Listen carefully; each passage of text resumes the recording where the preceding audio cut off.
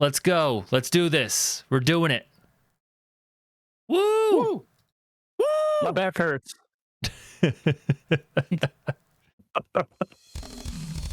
June 1st, 2025. There are video games out here, my man, and you're here with us at Super Gamecast. My name is Aaron Reynolds. I'm joined by Bronson Fiore. How you doing, man? Cannot believe the Switch 2 is out 3 days. Right? Andross, can you believe the Switch 2's out in like 3 days? No, what happened to this year? I'm so excited though. It's like dream come true. Time went quick for the Switch 2 to come. Let's go. It did. Which is funny because we were complaining about Switch 2 coming out like for a long time. Like, just announce that the Switch 2 is coming out already, please, for the love of God. And then it happened, and now we're here. It's like, oh, yeah. okay. It does feel like they just announced it. It does feel like that to me. But I had the moment this weekend where like I am prepping my Switch 1 to be sold to a friend of mine. Mm-hmm. And I unplugged it from the TV and hooked it out of the entertainment console. I'm gonna do the system transfer, clean it up for him, and yeah, I'm halfway through that process. So it's sad times. Hey, we should probably let people know who Andross is. Should we? I don't know. I like the mystery. Yeah, he's a mysterious guy. All right, Bronson, what's going on? What's happening right now? What is this show? Hey, we're having Andross on to talk about all the Switch stuff. Andross is one of the lovely co-hosts of a podcast called the Nintendo Pals. Yeah, it's true. And we might be into the Switch too. We might be into it, I think. It could be pretty big if I was a betting man, which I'm not. But if I was a Nintendo channel. We only play Nintendo Entertainment System over on Nintendo Pals, the original. No, we are so stoked. We are so stoked. Fantastic. Hell yeah. Do you play no do you play like the Nintendo Entertainment System, or do you play like it on Switch? So like the Switch online versions. That is like the one Nintendo console I don't have. I have my original SNES from when I was a wee lad. I have my N64. I don't have a Wii, but I got a Wii U. One of the few that has one of those. All right. I also still own a Wii U. Yeah. So yeah, I think I got access to just about everything. But yeah, I don't have an NES. Big fan. Yeah. Look, I'm a huge Nintendo fan, and I also don't own an NES or a SNES actually. I still have my original N64. I sold my GameCube because the Wii played all the GameCube games. I still have my Wii, my Wii U. I sold my original Switch to get an OLED. Heck yeah! So do what you gotta do. OLED's great. Yeah. I have become an OLED snob. I want every device I possibly can to have OLED screens now. Right, and it's Nintendo's fault. It's like of all the things that like catch me, I was like, well, dang, I'm never gonna be able to go back. Nintendo was the first OLED screen I owned, unless you count the Vita. Oh man. Well, so like the Vita was great. The Vita was great. It was cool. I am one of those people on Vita Island screaming that system got done so dirty. I was gonna say, don't get him started on Vita stuff. We'll be here half an hour. But no, like, so you guys run a Nintendo podcast about Nintendo games. Funnily enough, you guys are very family friendly. I think keeping with the Nintendo brand, you're not a bunch of degenerate hooligans like over here. I don't know what you're talking about. These guys are great. Yeah. Not everybody has to be family friendly. That's just what we do, I guess. That's a good idea. Yeah, you can. If you ever feel the need, you can drop F-bombs on this podcast. You are free. You've been unleashed. It's a safe space. Oh, good. I'll refrain this go around. Okay, good call. Good call. In the future. You never know who's gonna wander over, you know? Yeah, true. Yeah. There are scum scrapers on the internet looking to create dossiers on everyone. They don't need. They're trying to get dirt on me for sure. Yeah. That's a whole portion of content creation, man. They're looking for someone. They're looking for someone to bring down.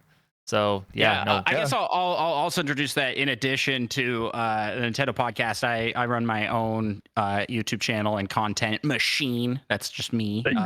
Yeah, I was actually gonna bring that up next. Thank you for kind of easy transition there. So yeah, I you made that announcement. I think it was earlier this year. And I started watching your channel and poking around with it, and you seem to do a lot of challenges. Yes. Well, like a lot of video game based challenges, and I'm here for it. I do love popping in and seeing the stuff you come up with on your YouTube and your Twitch. I have a question though. Okay. Do you actually enjoy doing these? Yes, I do. I love doing it. It might not look like it when I'm in the throes of it. You know what I'm saying? But it's kind of like a marathon, right? Like people that are actually out there running are like, I hate this, and then they get done and they're like, that was awesome. I feel so great. I'm gonna go sign up for another one. Yeah, because I pulled up some of your recent ones here, and I'm saying like, can I beat Mario Odyssey with my nose? And I'm just like, this sounds like some form of torture. It really is some form of torture. And that one I had to stop at World 2 due to actual, like, my nose was my nose was like bruised. It was so bad.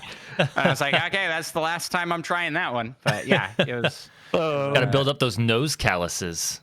Yeah, true. Damn. Just gotta do nose push-ups. Those little Mario Party mini games where you gotta stir the analog stick, do it with your nose.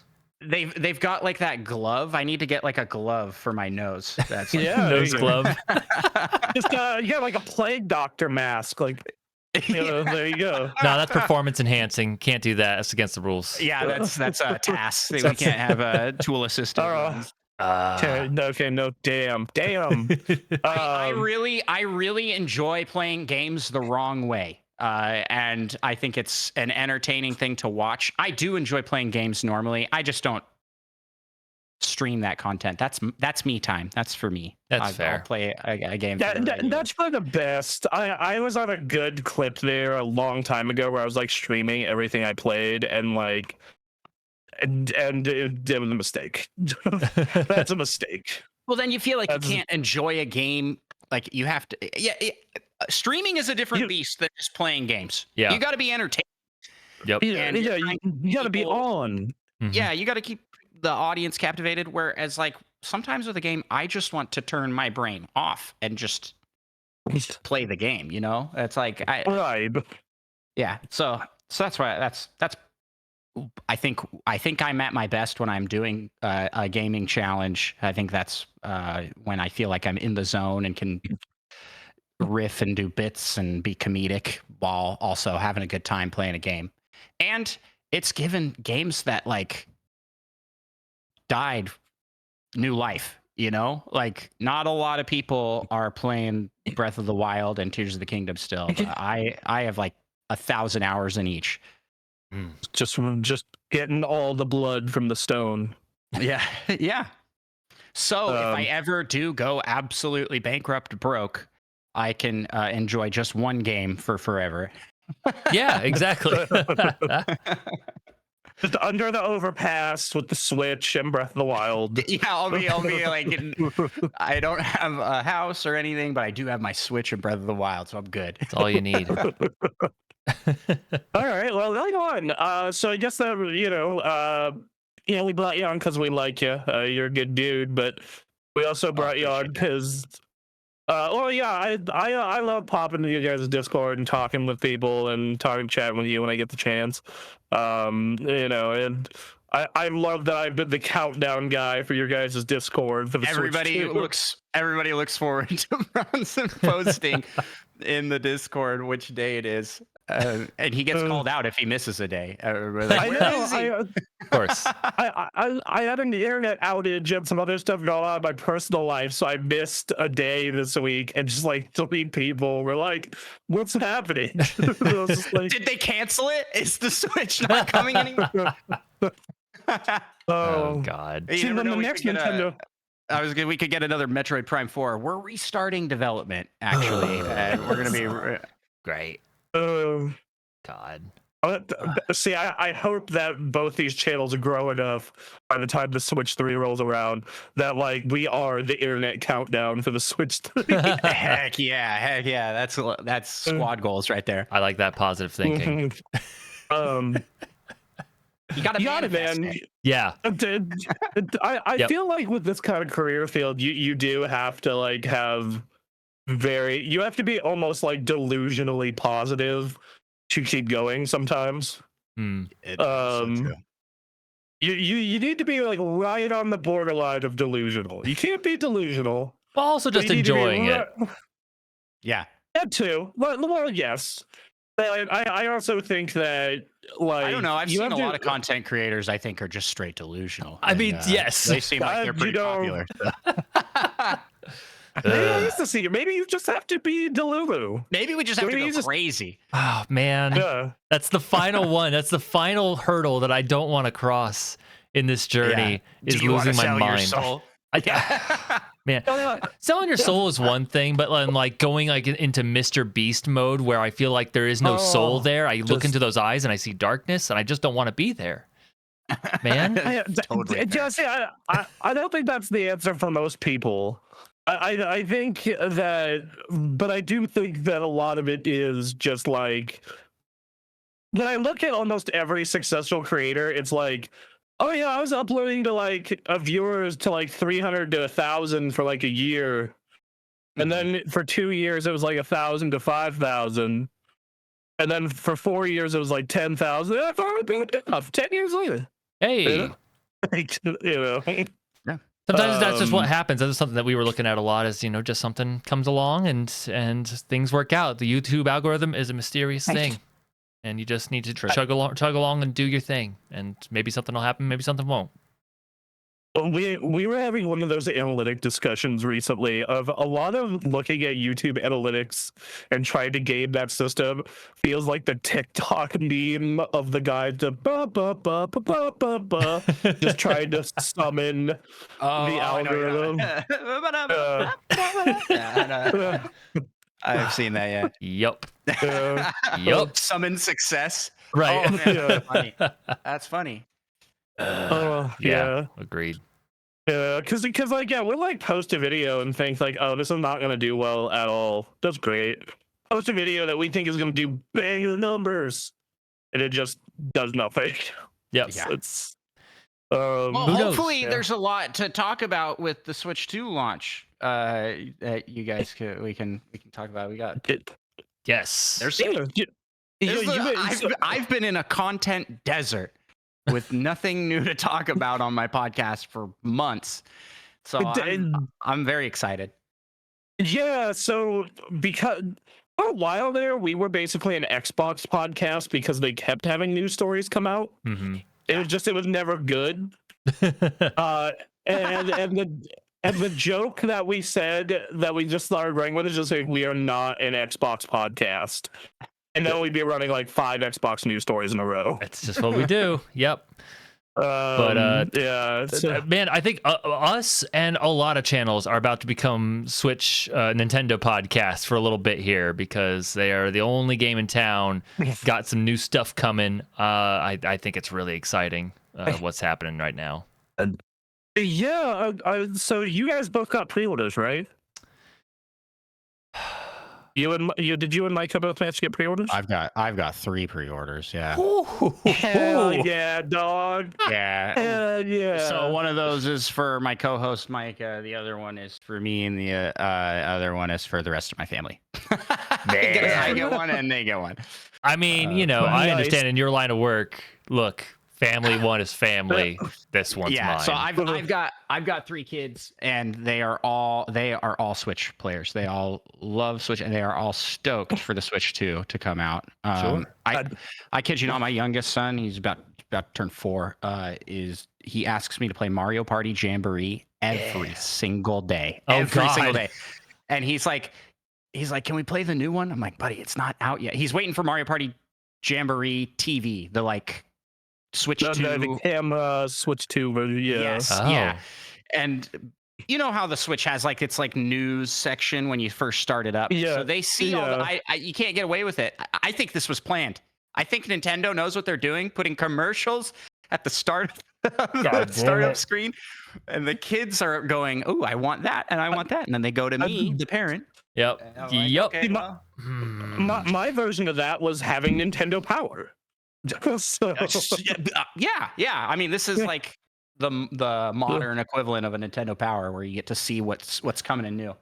And unfortunately, or fortunately for my kids, I'm a big nerd and a Nintendo gamer, and so we just get everything. See, that was my dad. My dad liked video games enough to where he wanted to see them, so we would end up getting a lot of video games. I will say that I was unhappy with the price tag when I knew I needed to buy more than one system. I was like, I yeah, I want to get one for my girlfriend probably later in the year. And yeah, like I was not surprised. I was expecting 400, but so 450 was kind of in line. Especially like the more that leaked about specs and whatnot, I was like, this thing is faster than a Steam Deck. This thing is going to be at least $400. So yeah, no, I am really excited for this thing. I am mostly excited for Donkey Kong. That is the game that I am stoked for. It looks really good. I'm stoked for it as well. Yeah, I'm ready to monkey around. Heck yeah. I mean, we haven't had a 3D Donkey Kong since the Nintendo 64, so I know it's gonna go. And I do love that game, so this is gonna be good. I'm excited. Riley, did you get a Switch 2 pre-order? So we're in the middle of a situation right now. I have a pre-order. I got one. My financial situation is a little interesting. I got to pay rent here sometime later today, and there's a Switch 2 that's going to be charged to my card at some point, and I've got like hours to figure out, can I afford this? Can I make this happen?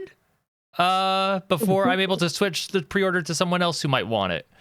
And life has just been happening, so. Yeah. In total, we ended up getting 4 though. So we have 5 people that work on the channel in total. We have us 2. We have Duncan, who wasn't able to make the show today. He has some family stuff going on. We have Anthony, who makes those videos that makes all the other edited content look like a clown show. And then we have our moderator, Emily, which shout out to our mod mommy if she's in the chat right now. And we managed to score 4 for 5. With the only person who didn't get one was Duncan. Probably that's because Anthony ended up getting 2.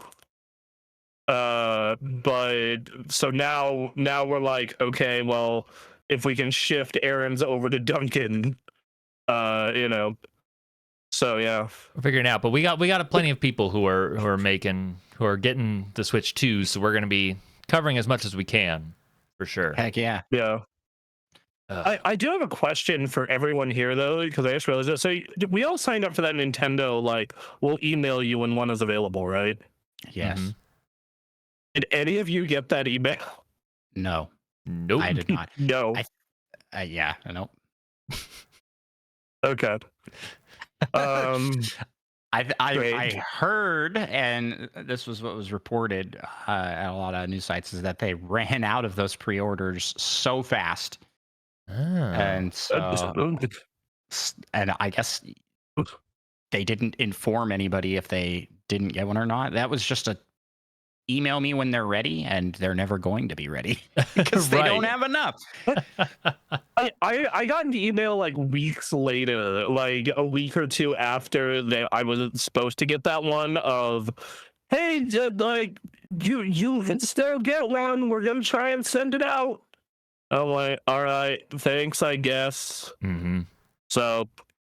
Yeah, so that, but I did not, and they got my hopes up too, because I'm like, oh hell yeah, I can score one for Duncan, and then like, Yeah, so that was a bummer. Pre-orders were weird. They were weird this time because they were like going up at different times for different locations. Oh, I had all of the websites open night of, and I'm refreshing all of them, and all of the sites crashed. I was like, well, looks like I'm not getting one.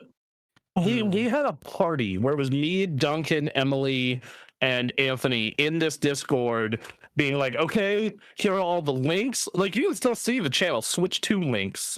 And just, we had all of them open, refreshing. Just we're all trying to get through and claw through.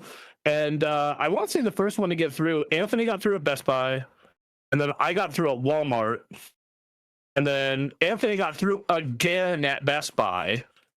And I got through, and then Duncan got through at Best Buy, but then they ran out before they would let him all the way through.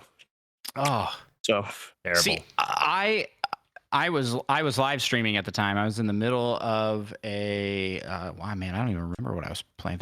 I think I was playing the new Oblivion remaster. And I paused to go do that and failed and was like, well, that stinks. And I had a good buddy of mine jump into the chat and go, hey, did you get a pre-order? And I was like, no, I tried, and looks like I'm going to try and get one at GameStop when they open tomorrow.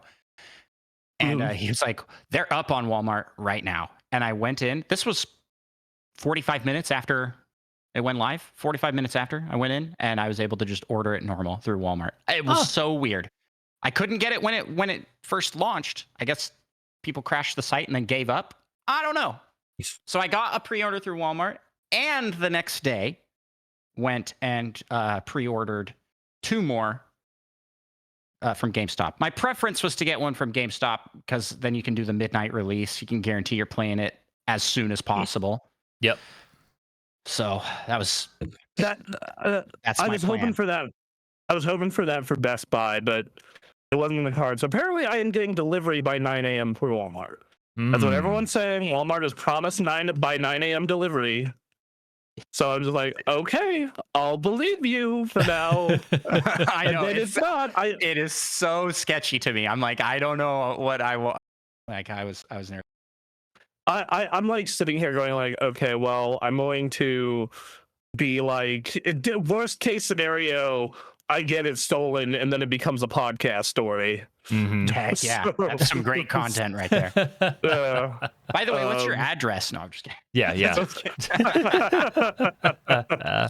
Aaron wants to know. I really do. That would help me out a lot. So yeah.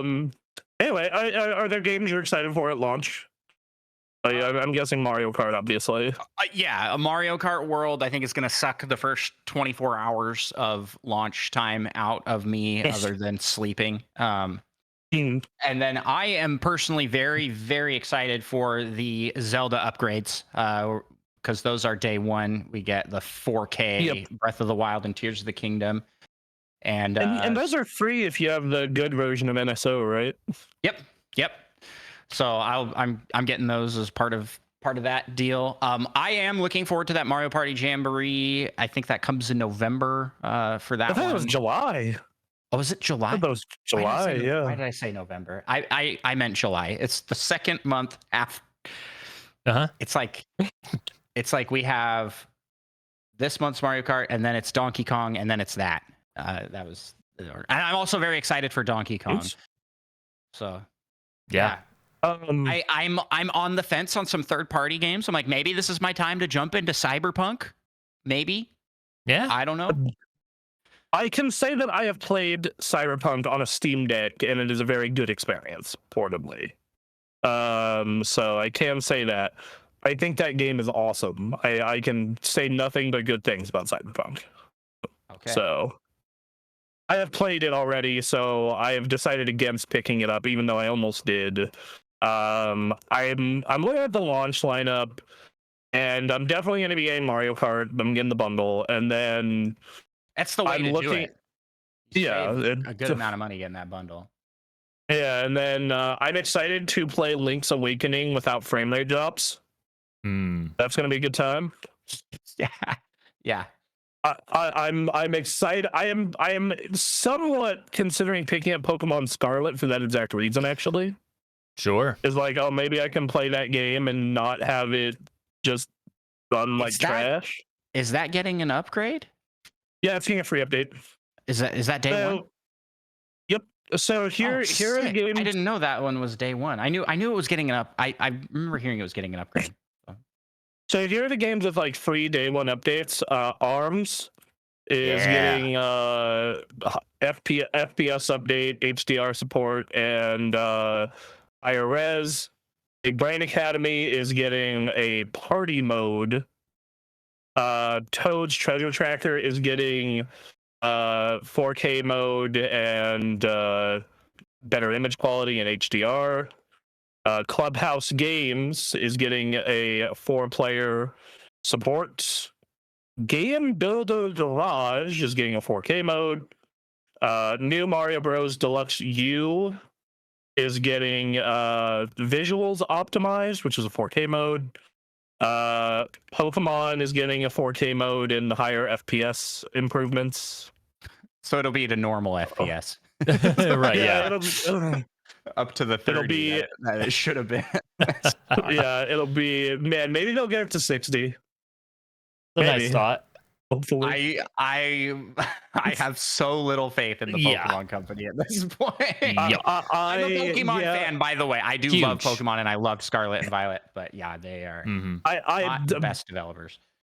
I want to love Pokemon is the part about this that frustrates me. Okay, yeah. I want to love I'm not going into my full tirade. But I'm not going into my full tirade. I want to love Pokemon. There are problems with Pokemon right now that don't have anything, that have little to do with the technical issues as well. Like, you know, you can fix the frame rate and make it look good all you want, and fix the bugs where you're falling through the bridge and stuff.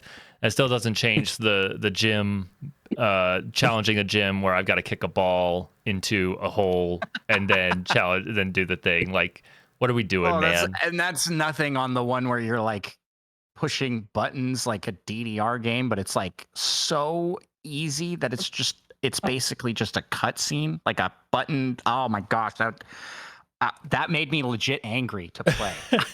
And it's the one where they're like, do your emotion, and it's like happy, sad. I'm like, we used to have to scrounge through trash cans to find buttons. God damn it!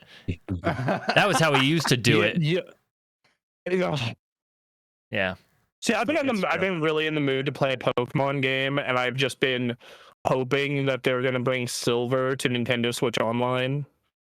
But the answer is either go get out an emulator or wait for this or play Scarlet and Violet. Yeah. So there's a couple games that are getting like bigger update patches that are coming later, right? Like I already mentioned Mario Party Jamboree. Yeah, Mario Party, Kirby. Kirby was the other one that we're very excited for. Yep. So I got a couple more on this list. Mario 3D World plus Bowser's Fury is getting 4K mode. It's getting it says FPS optimized, so I'm thinking maybe a 120 FPS mode on that one. Yeah, because that one's already pretty high frame rate. Yeah, it's 60. So HDR support, but only in Bowser's Fury. So that's weird. But all right, Nintendo, sure. Mario Odyssey, same thing. So this one's interesting. So the 2D Zeldas, Link's Awakening and Echoes of Wisdom, are getting 4K support, but it does not say anything about 60 FPS. But I would be okay with 30 FPS as long as it didn't drop like those games dropped. Yeah. So I mean, because when they're running at that solid 30 frames, they look gorgeous. They do. But when it drops, it's noticeable. It's just miserable to play. Yeah. Other launch titles, as long as we're going through the launch, obviously Cyberpunk and Mario Kart are the ones everyone's talking about, like, of course. Arcade Archives 2 Ridge Racer, so you're getting a nice big update to the original Ridge Racer. So I guess that's neat, I guess. That game's all right. Bravely Default Flying Fairy HD Remaster. if you like old Final Fantasy, that game is cool. It's also a 3DS game. So Right. Civ 7, it is also priced at I think $40 for. Yeah, it's $40, so it's not as. Oh man, bad. can we talk about the one that I'm most upset about? Oh man. What? Nintendo Switch 2 Welcome Tour. I refuse to buy this game. I refuse. It's $10. This is a pack-in title that they are trying to charge for. Yeah. And I won't stand for it. It's a tech demo. Yeah. This very much feels like Nintendo of Japan stomped their feet and cried a whole bunch, and everyone just had to deal with it. I just Reggie would never. Reggie would never. He would have fought for us. We're trying to put out something that like is showcasing what the Switch 2 can do. You don't charge for that. Yeah, I agree. Like here, like because the stuff I've seen of that actually does look cool. Sure. Like it genuinely does look really neat. Some of the mini games look fun. That Mario 4K thing to show the resolution in Mario, what it was versus what it is now, that's super fun. But like $10, okay, bro. Come on. No, I have an idea now. So okay, the way you do this, you're showing off the features of the Switch 2, but you want to charge for it. The obvious answer is you make a new Wii Sports, right? You do a new one, you make it big, and it's like, here's the thing, you know that this shows off what the Switch 2 can do. You know, here's however much money it costs, but you need to showcase all the features. So one of the big features is the mouse function. So what you do in Wii Sports is that you do freaking Dota. They make up a new Dota, and you are in the Switch world, and you are a gamer on a stage, and you are playing a video game of a character playing a video game, and it zooms in, and it's a Nintendo MOBA you can only play in this Wii Sports. That's great. That is not the direction I thought you were taking that at all. I was like, oh, he's gonna suggest we do a game controller pack-in title, like they did with. You know, that's where I thought you were going. That, and then you're like, we play Dota. I'm like, oh yeah, now I'm in. Let's go. Yes. I don't know. That they could have done that, and then they just did this weird. And then like we live in a post Astrobot world. Like you couldn't make like a small bit of Mario levels. Like give some levels to like your lower level Mario level designers that need experience. Like here's how to play the Switch 2. You know, and make it like, yeah, because like that was really impressive at the PS5 launch, where you got this like 6 to 8 hour platformer that showcases all the cool tech stuff. Mm-hmm. Yeah, like anyway, so back to games already may launch. Civ 7 getting the visual update and mouse support. With mouse support, that'll be huge. So it'll be playable. Exactly. Yes. Civ was so bad on Switch without that. I did not even bother thinking even about playing that game on Switch. Yeah. Cyberpunk we talked about. Deltarune chapters 3 and 4. That's gonna be $25 for chapters 1 through 4, by the way, at launch. I didn't know they were charging. Fantasy Life I, the girl who steals time. That's a launch title. Looking at the footage of that looks pretty cool. That does. We had Key in the chat in the Discord talking about that game, asking people gonna be playing it. Okay. That one's been like mega delayed like several times, if I recall, because I think the PC version just came out, right? Yes. Yeah, we've been seeing that in Nintendo Directs for like years. I feel like, but I've just been sleeping on it. Off the dome, I don't remember. Yeah. Yeah. So Fast Fusion, the game Aaron and I are stoked for. Yeah. The game that someone said, "Fine, Nintendo's not gonna make F-Zero. I will do it myself." we should point out that this is the 4th entry in the series. I thought this was the 3rd. The news story I was reading was the 4th, but I'm not someone who's familiar with this franchise at all. So no. Okay, no, you're right, because I forgot about Fast Racing League on Wii. Okay, so they've been at this for a little while. I got in on Fast Racing Neo on Wii U Mm-hmm. And then I love fast RMX on Switch. And then, now I'm excited for this. I love the fact that they've made this Nintendo exclusive only, by the way. Yeah. They could easily put this on other platforms. They could easily do a lot of stuff with it. And they're like, no, we need to be the F-Zero we want to see in the world. Nintendo's been good to us, man. And like, honestly, I think where Nintendo is releasing off from the other consoles and like making the Switch to just kind of stand on its own. If you're someone who plays PlayStation, like if you're into video games, you're probably getting the Switch 2 as well. So if you really need to sate those wipeout needs, you better believe this is going to sell. Oh yeah, I've been saying for a while now that like most gamers own a Switch 2 and then whatever their main platform is. Right. Or own a Switch and whatever the main platform is. Mm-hmm. Fortnite's getting a Switch 2 version. It's gonna be prettier. Sure. I will say that is hopefully like way better because it does not run well on Switch. Oh no, at all. It did at launch. I remember if you remember they were pushing that big like, hey, Fortnite's going to be on Switch, and it was. But they've made changes. I mean, that game's been around for like forever now. 7 years, baby. Yeah, we're coming up on 8 years. 8 years. And they've made changes, I think, to switch it from being the mobile version of the game to the console version at the lowest specs. And each new season, the quality got worse and worse. It is unplayable on Switch right now. You're going to constantly get disconnected. It's graphically, like the frame rate tanks. Everything's really bad. So hopefully it's actually good and playable. Yeah, that'd be good. Yeah, and from what I know about PC handhelds, it seems to run fine on the ROG Ally X and Allies, so I'm hoping that it runs well here. This one I am thinking about because I really love these games. Hitman. Yes. The 1, 2, 3, that's coming. Aaron, you can murder. You can be Sheik Zanzibar on the bus. Yes, I'm ready. Oh. I want to be Sheik Zanzibar everywhere. I remember we did a quick look at the first one, and we're just sneaking around trying a solution to get into that like military base in Mexico. Mm-hmm. And there's like one guard at the door, and I'm like, "Hold on, guys, I got an idea." And I just throw a brick in his head, and everyone just starts laughing.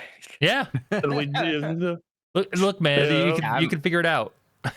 I'm interested in the Hitman collection as well. It looks like a fun one. That's an entertaining time. It's a very goofy game. Yes. It is.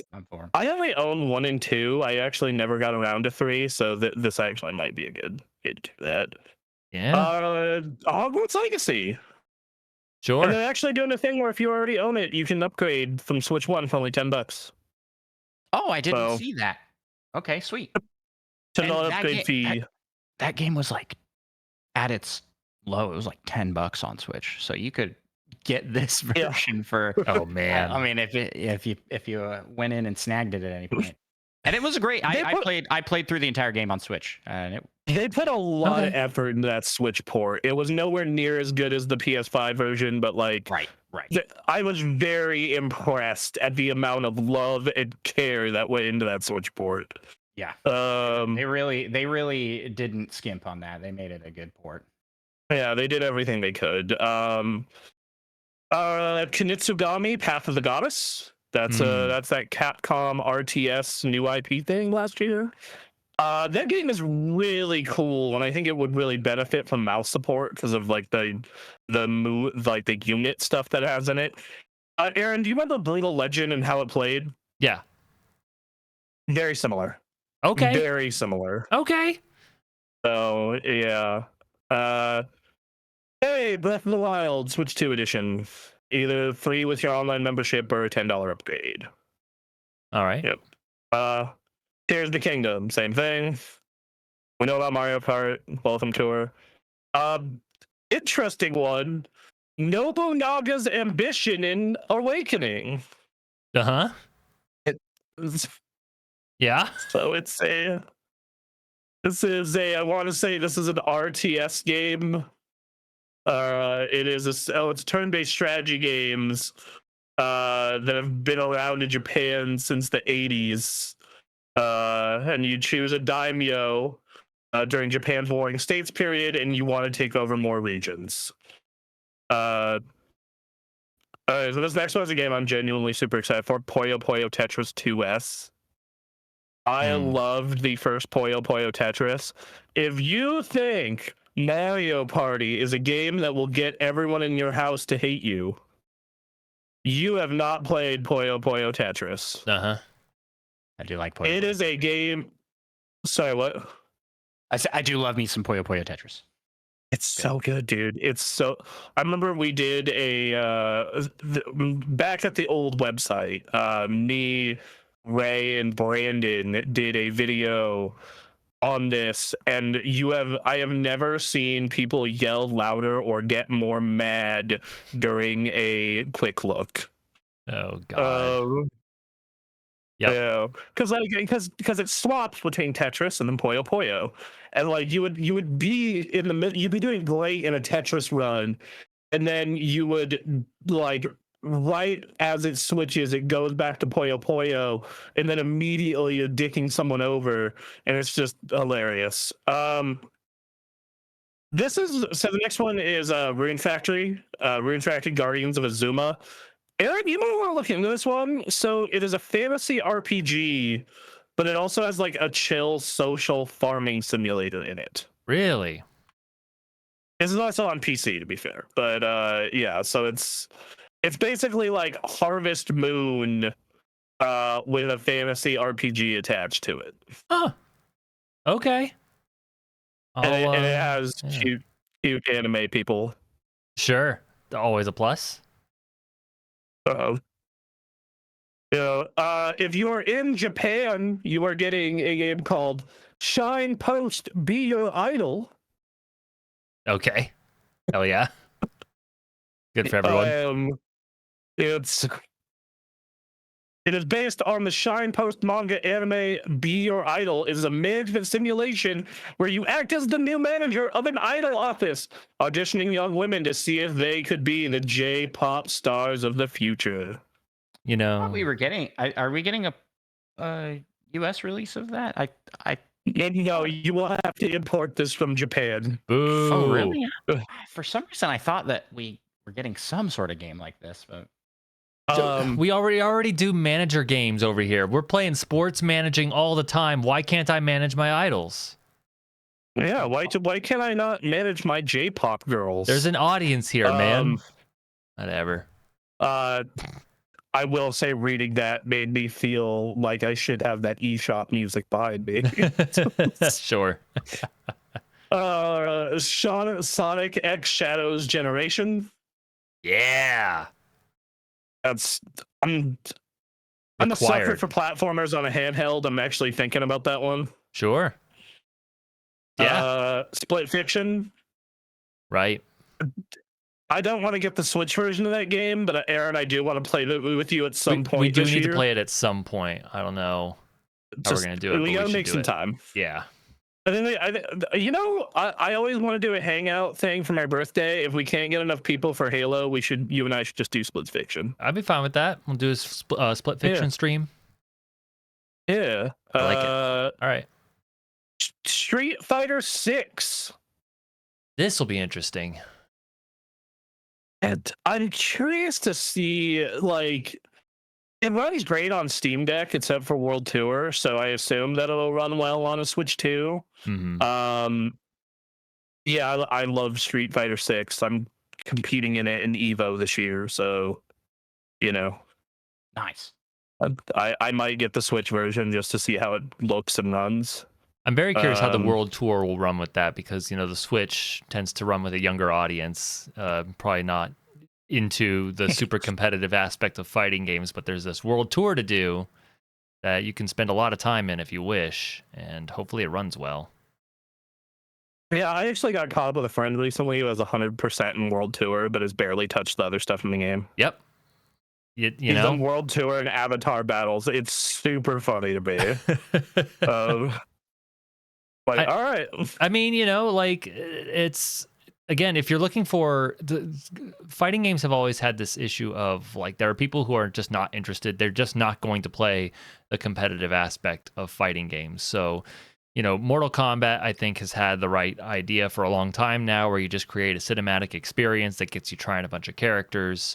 And that's your single player, and then you have your arcade mode, whatever, maybe some challenges. Street Fighter 6's World Tour is really interesting, and it very much encourages you to get decent at the game over time, while getting you to try a bunch of different things, and then just get silly with it. And so you can just mess around in World Tour and just be in World Tour for a good long time. And I think that's fantastic for people who just are not interested in going up 1-to-1 against other people a bunch. So that'd be cool to have. And I think that's great. I love fighting games. I would love for more people to get into fighting games. Mm-hmm. So anything that gets more people into the genre and exploring it, and then maybe some of those people transition into the weirdos like me, Right, who use trading mode. Like, I'm all for it.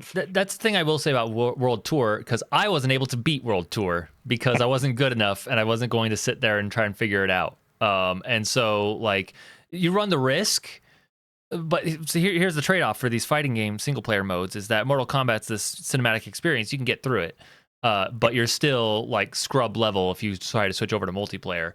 I have a feeling if you actually play through World Tour and you can beat it all, you can get decently, into like the middle of the pack jumping into multiplayer, I bet, after completing a World Tour. And that's, it may mean less people complete World Tour, but that's not necessarily a requirement for people who are just playing a video game. Whereas it means more people who do complete World Tour are now more set for the multiplayer world. So, yeah, absolutely. Next up, Suikoden 1 and 2 HD remasters. Sure. Survival Kids. What? Wasn't this originally a Game Boy Color game? Yeah, like that. Yeah, so this is tells the story of Aaron. I'm gonna have to like get a like hot tea made for you of cueing Wii Shop music. We can do that. We can make that happen. All right, so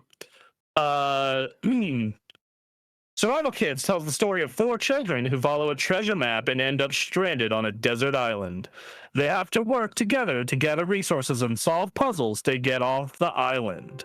The game supports local co-op for 2 players and online co-op for up to 4 players, or to one device to another, with full support for game chat. So, yep. It looks to be it's like a survival game, but like I'd say like baby's first survival game. It's like it's very much like a simpler, easier one before you get into something like I don't know, Ark Survival. I don't know, like a good example for like a survival, right? Like resource management. I like the idea of some kid playing Survival Kids and then being like, I'm gonna play Ark, and getting exposed to the horribleness of the Ark community. Yeah, in that game. Yeah. Oh man, that's a real like you're gonna learn today. I don't know. I do wonder how well that game is gonna do. Because I just feel like it doesn't really have like an IP backing, and like I don't know. What are you talking about? You didn't play Survival Kids on the Game Boy Color? I didn't. I did not. Like, who's heard of this? No one. Yeah, it's it just came out. In fact, the original Survival Kids came out on the Switch Online Game Boy library just this past week. So you can go experience that before you play the new one. It's perfect. Great. Hey, I got to try every game on NSO once, at least. Yeah. All right. It's like the free samples at Costco. Yes. Yeah. Thank you for a video idea. I just thought. Yeah, no, that's good. Good. All right. Yakuza director's cut. Sure. I'm interested Yakuza in this. 0 direct. I haven't played a Yakuza game, and you know what? You should Yakuza 0 is my second favorite one in the series. You should absolutely play this game. All right.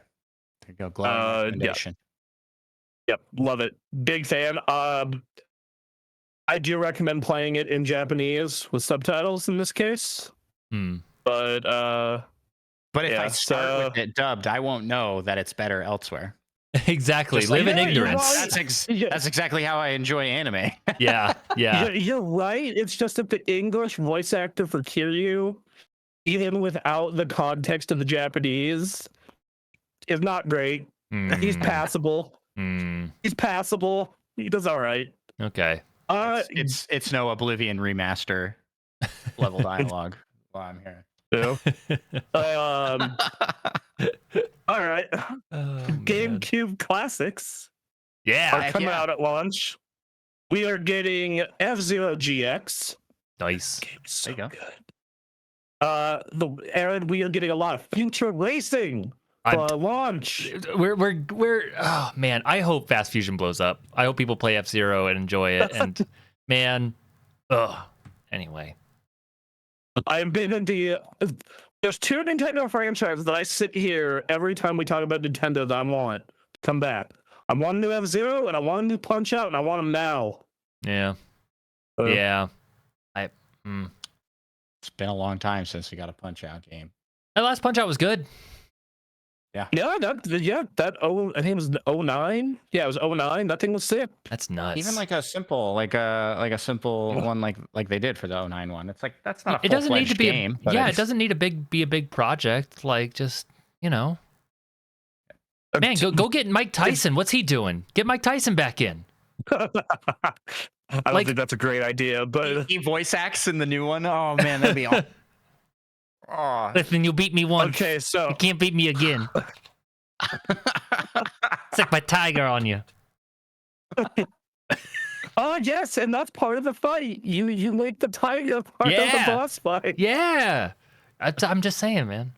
You can do it. By the way, everyone, if you are Punch Out fans, there's an indie Punch Out that's in development. It has a demo out on Steam. It's called Big Boy Boxing. Yeah. So that's something you might want to look into if you like Punch Out. All right. All right. Wind Waker HD and then Soul Calibur 2. Yes. I don't think it's Wind Waker HD, not the HD version. Just Wind Waker. Okay. All right. Just to clarify, I don't want anybody to get excited thinking they're getting the Wii U port of it. Yeah. Which does make me a little sad, but hey, better than nothing. Yeah, exactly. It's my favorite Zelda. Yay! Yeah. Represent. Big fit. All right, and then we talked about the games getting free upgrades. So that's our launch. That's a really good, strong launch. It really is. I mean, when I sat back and was like, oh, we really only have. But then you look at all of the game upgrades that you're getting, plus the GameCube library, and then third-party support's pretty strong out the gate. Mm-hmm. So this is not the. I don't know if it's for sure not the worst Nintendo launch lineup we've had. I mean, we can pull that up. I think you could argue that the first Switch is the best and is better than this launch lineup. You could argue that. I don't know. I remember Switch 1 launch lineup being pretty thin. I remember I really liked Zelda and Fast RMX and Shovel Knight. But the problem with Shovel Knight is I'd already been playing it for a year on other platforms. So it kind of took the wind out of its sails a bit. I want to say what system, and it's up to not Nintendo, but what would you say was the worst launch that you can remember happening across all? That's a good question. I don't know. Do you have any thoughts running through your head? Because you think about worst launches, and I don't know if this is the worst launch, but for some reason, like the first image that popped in my head was like the Switch or the Wii U coming out with like Zombie U, which like Zombie U's fine. Zombie U was a good fine game, but like I felt like the Wii U had solid launch and then just died like Right. immediately. Like they burned all of their. They burned it all up front. Someone who Yeah. was working at a GameStop at the time. That's what it felt like too, because I come to work on launch day, they sell out, and then I didn't sell one any at all again the entire time I was there. Yeah. So Uh, I don't know. I look at so I like pulled up the Nintendo launch lineups because somebody thankfully made a graph of that. oh, that's nice. Okay. Fantastic. Yeah. Thank you to whoever did they that. Definitely, totally. They very much. They are helping the Switch a little bit by having the Japanese launch bundled in with it. Okay. So you get some extras like Dragon Quest. I think the problem with the Wii U launch is it's like all games that were already on 360 and PS3, and then Zombie U, Nintendo Land, and Mario U. Those are 3 good games, but they're not bangers. So like, I kind of want to say N64 because it's like it's Mario 64, which is one of the greatest games ever made ever. Revolutionary, Pilot Wings, and then literally nothing. I mean, but Mario 64 is really pulling. I mean, it's really pulling.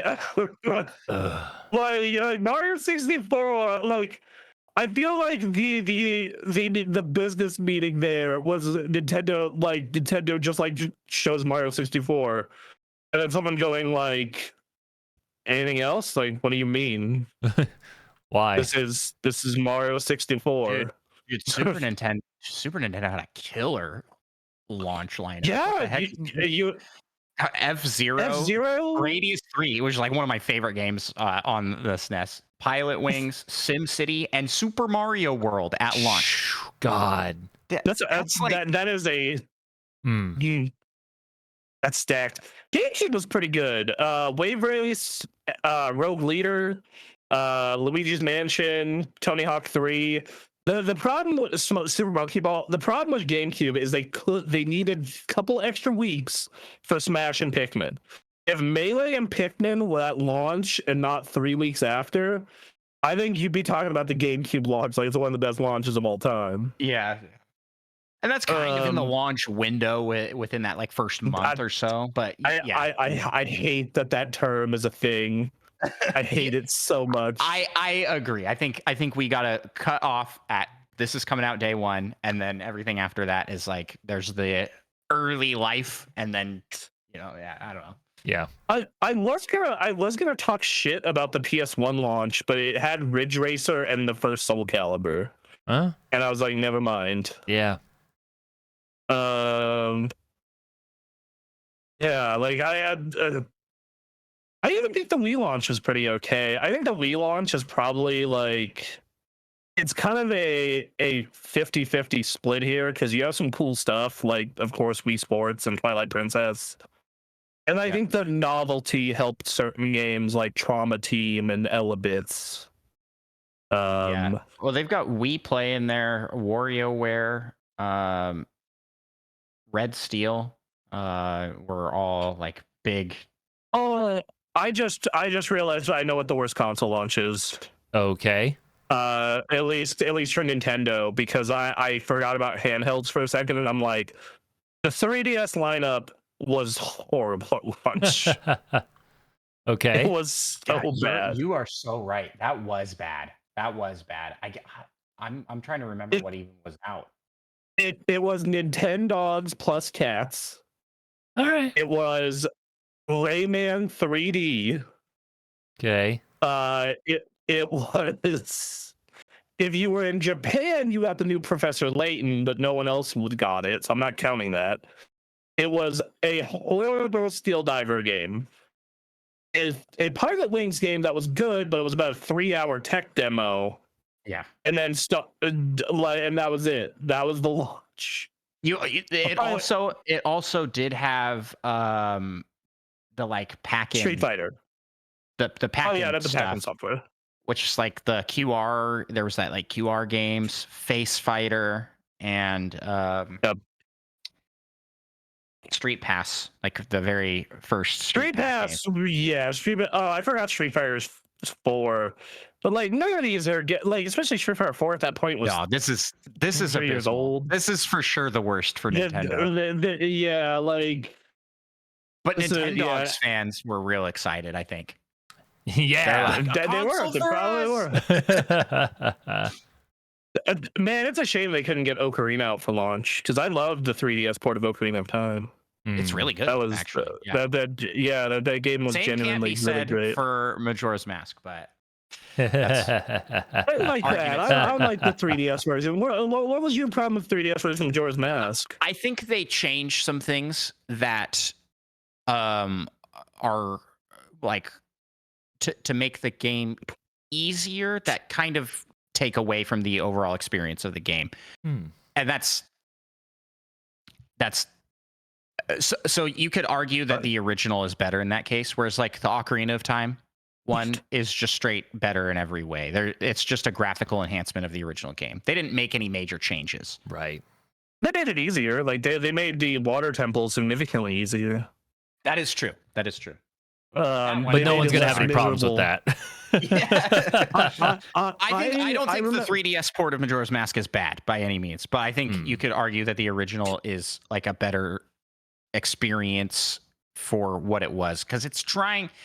That game is so weird. It's so weird, and it's trying to do something, and then when you come back and go, well, let's not try and do that quite as intensely. It's like, no, it needs to kind of just lean into what it was. But I think you could make arguments either way. Yeah. I thought I was going to say the Sega Saturn, but they launched with Daytona USA and Panzer Dragoon. I was looking at that. And yeah, there was some stuff there. I was like, all right, well, Yeah, like, there was some sauce there. I think that most launches actually aren't horrendously bad. They at least have some, like you were saying. I think a lot of launches tend to have something. There's something there, so you're not gonna like look for a launch and find nothing. Yeah, like even the Genesis had Space Harrier 2 and Thunder Force 2. Yeah. So I mean, like, yeah, Space Harrier is sick. By the way, if you all have never played that game, Space Harrier. I recently played a indie Steam game called Mirage Feathers, which is basically just Space Harrier with cute anime girls. Sure. I was like, okay, yeah, let's go. Mirage Feathers. I gotta look this up because Space Harrier's a fun little time. Yeah. Okay. I was just looking at some consoles that I think notoriously weren't awesome, like Xbox One, and it had a really great launch lineup. So, yeah, like the amount of people are crap, but like I bought an Xbox One shortly after launch, because I wanted to play Killer Instinct and Titanfall, and like like Killer Instinct was great. I had a good time with Forza. It launched with an Assassin's Creed game, Battlefield 4, Call of Duty Ghosts, Dead Rising 3.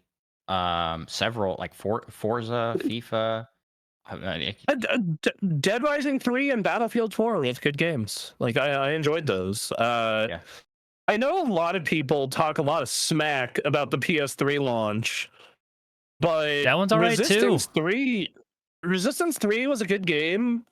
Motorstorm in Europe, if you were in the European launch, was great. Was that Resistance 3 or Resistance 1? Oh, sorry, Resistance 1. Even Resistance 1's a good game. Great co-op game. Ridge Racer 7, that's a great game. Like, yeah, like the PS3 is kind of thin, but even then you have stuff to play. Yeah. I think that, like, a lot of people say PS4 didn't have a great launch. I heavily disagree. I thought Contrast was a great game. If you had not played Flower by that point, that was good. Ooh, yeah. Killzone. I mean, Resogun, I still play. I'll still occasionally like hop on my PlayStation and be like, I'm gonna look for like something to space out to. Resogun. Sure. So it's I think we found it. I think the worst console launch, as far as launch styles goes, is definitely 3DS. I've out of everything I'm looking at. It's just like it's 2, 4, 6, 7 games, and 4 of those were Nintendogs plus cats, different breeds. Right. And like, that's bad. That's really bad. Yeah. Yeah, because you look at the Game Boy Color and they had Wario Land 2 and Tetris DX. Well, on top of that, was it the 3DS that launched at a very high price tag and they ended up having to lower it? Yeah, so it's like yeah, and if you were a sucker, like me that bought one at launch, you became a Nintendo ambassador and got a bunch of free GBA games and a little certificate that says Nintendo ambassador. Yeah, sure. That was a rough launch for a really good system, honestly. I mean, by the end of the 3DS's life cycle, it's like it is probably best handheld that's like actual put in your pocket and walk around. Yes, if you found out the handhelds like that, where it's just like playing pipe, is probably my second or third favorite of all time. Yeah. I am a PSP Vita truther. I'm and that's valid. That's valid. Yeah. PSP is great. Yeah. Vita launch lineup, that was sick. You know, you playing a full Uncharted game on the go. But Marvel vs. Capcom 3 full port on the go. Sure. Goddamn. Rayman Origins, the real deal. Luminous Electronic Symphony was only on it. It is, in my opinion, the best Luminous. Ugh. Well, I didn't mean to hijack the show and talk about launch titles. No, that's you went right into our bread and butter. So we were more than happy to do that stuff. Yeah, dude. No, like. So it's kind of a thin news week because most of the news is kind of clearing out and getting, like, you know, next weekend is the start of the Summer Games Fest and the Switch launch. So it's kind of a thin news week, and we kind of, you know, like we're here to talk about like Nintendo launch and the Nintendo stuff that's happening because we're right around the corner. I don't know. So yeah, I'm excited for my Switch 2. I've kind of decided I'm gonna get, you know, I'm gonna do I already know my first day is gonna be installing updates and moving all my stuff from Switch 1 over, and then downloading Mario Kart and you know, all the maintenance crap you have to do when you get new hardware now. Yeah, they do have a big day one patch to even be able to play Switch 1 games. I know because there's to play anything, right? Like that was a bunch of people that have gotten the console early and like smack, they can't play anything. Yep. It's like, nice try, guys.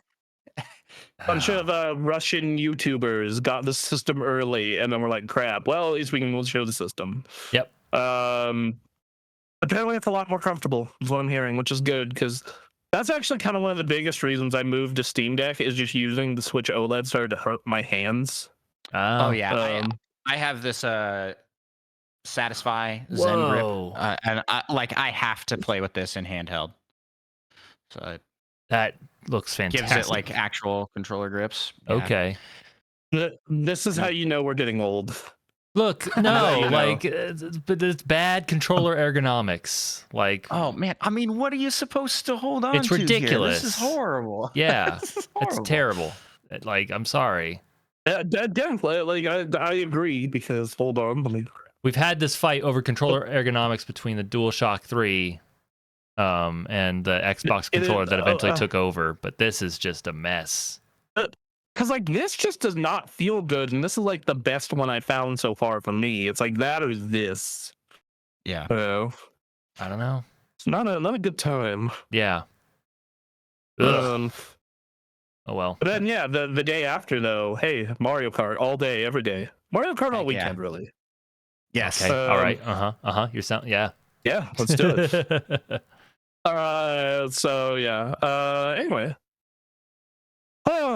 I think that's kind of all we got for the Nintendo Switch upcoming stuff, right? Like, Aaron, you got anything? Should we hop into news proper? Yeah, we don't have very much beyond that, I think. So we might as well catch up with the rest of the news before we start preparing for the Switch 2 that is going to come down on all of us. Yeah, we're going to be in line talking to people, talking to folk. That'll be good. Interviewing folk. Yeah. Yeah. Are you guys still gonna taste some cartridges? So I'm not buying Cyberpunk, so that kind of depends on if anyone buys a physical game. I see. I think Okay. If no one besides me decides to buy a science. physical game, For science, man. I want to know I if they're will- still doing it. yeah, you know what? Okay, well, I will. Is it worse? Do they taste worse? Exactly. No, you gotta have a Yeah, Switch the One cartridge comparison. with you. Comparison. I do. I own 2 physical Switch 1 games. So And to be fair, I don't know. I haven't done this myself yet, so I don't know if this is. I imagine you don't have to put the full thing in your mouth. Like, just find a spare spot. no, you just need. just go yeah, up. you just Yeah. like I'll lick half, Dunk will lick half, Anthony will lick the side. There you go. Yeah. There you go. We'll make it really sexual. Sorry, we'll make it really sexual, like when Olivia Munn licked the PSP. Oh my god. Oh, no, Jessica Chobot. Yeah, Jessica yeah. Chobot. Just, ooh, look. That would blow up on TikTok, I think. There That you go. actually would. There's Just- your launch on TikTok. Set up for a sexy shot with slow motion and everything, and you're trying to make it sexual, and then the taste hits your tongue mid lick, and you're just like, "Ah." Also, so we all remember Attack of the Show. You know, that was a segment for them apparently, where they would have like the attractive ladies they work with, like lick new tech. That's, Like the PSP was the start of that, and they did it for like the PS3 and the iPhone and fucking the Halo 3 Legendary Edition. if that was something the women wanted to do, then more power to them. But I'm not inclined to believe that was the case. It's just Game advertising was. I mean, you go back and look at it. It is wild what they were doing. Yes. You're like, what the heck? Absolutely would not fly anywhere today. just like Right. Could you imagine? Like we're planning to move the podcast to a variety show format with guests in the next week or two, right? Like we're loosening ourselves up a bit while still giving ourselves somewhat of a rails. And like I cannot imagine having have Emily, for example. All right, Emily, we need you to lick the Switch 2 sexily for the video. I don't know even how I would have that conversation. This is for the views. This is for the clicks. No, Yeah, man. it's wild. It's wild. I don't mean to sidetrack here, but do you just remember when the Nintendo did a 3DS? I think it was the 3DS reveal, and all of them were strapped. To college, college age ladies that were. So they kept that going for a while, because my first E3 was E3 2014, and they were still kind of doing that. Like that was like part of the E3 experience 10 years ago, even, where like you would, let's see, let me pull up if I can. One of my favorite parts is like they were attached to like the women running the booths, and like I went over to the like Bayonetta 2 demo, and I was a big Bayonetta 1 fan, and I like perfected the game. And she asked me, like, she tried to make small talk, and I was like, this feels so fucking awkward. This feels so awkward. I don't want to play a game console that's strapped to someone else. No. I'm trying to think of the different contexts. Like, okay, hot lady, I'm nervous and like feel like I need to strike up conversation. I really feel like no matter who's strapped to it, I feel like I have to strike up conversation with the person. Like, so if you check this out, like it's strapped to you. I don't know. But like I'm trying to think of like, okay, so you want it, you have it strapped to a human being because you don't want someone to take it. I don't know. Do you get like a big bodyguard it's strapped to? Does that make it more intimidating? Do you strap it to one of the game devs and then you're like asking questions to them and then it's just like an awkward thing? I don't know. Just attach it to a bunch of fat guys. There you go. Sure. Just attach it to sumo wrestlers. I want to talk to sumo wrestlers. Yeah, that'd be cool. Yeah. If you lose this match, I'm crushing you. All right, your time's done. Okay. Next one. I I also remember I had one of the girls ask me about like, do I need help with the controls or anything? I'm like, no, I'm good. And because the Please intro don't. level of being, please just, I am here to just, yeah, like I am here to just go and play this Bayonetta game and report on it. And it was just like, this was only 10 years ago. Yeah. Like, this is only 10 years ago where, like, you would just see hot girls at booths just there standing around, occasionally helping you if you need help with something. And like It was really goddamn weird. we live in a post Marvel Rivals universe, or post Overwatch, really, where horniness sells. So we're only a hair's breadth away from companies thinking that's a good idea again. But I look forward to going to PAX in like a year or two with you, and we're at the booth, and just I get to relive this. Great, I'm loving it. Yeah.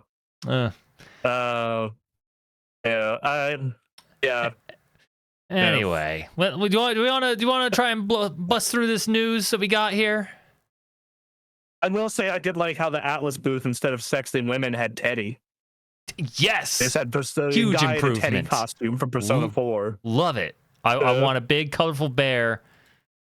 To sorry, I lost my train of thought. I was thinking about just hanging out with Teddy. I want to hang out. I want to hang out on a couch with Teddy. That's all I want. We actually got a rule implemented on Teddy at the Sega booth. Oh yes. So we worked. Yeah. We worked with this girl named Kyrie. That was her pen name, and you could go take pictures with Teddy.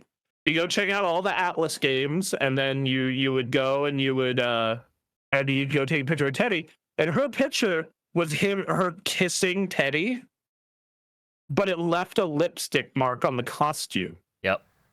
Can't do that. And then the next day, there was a sign that said, "Please do not kiss Teddy," or something like that.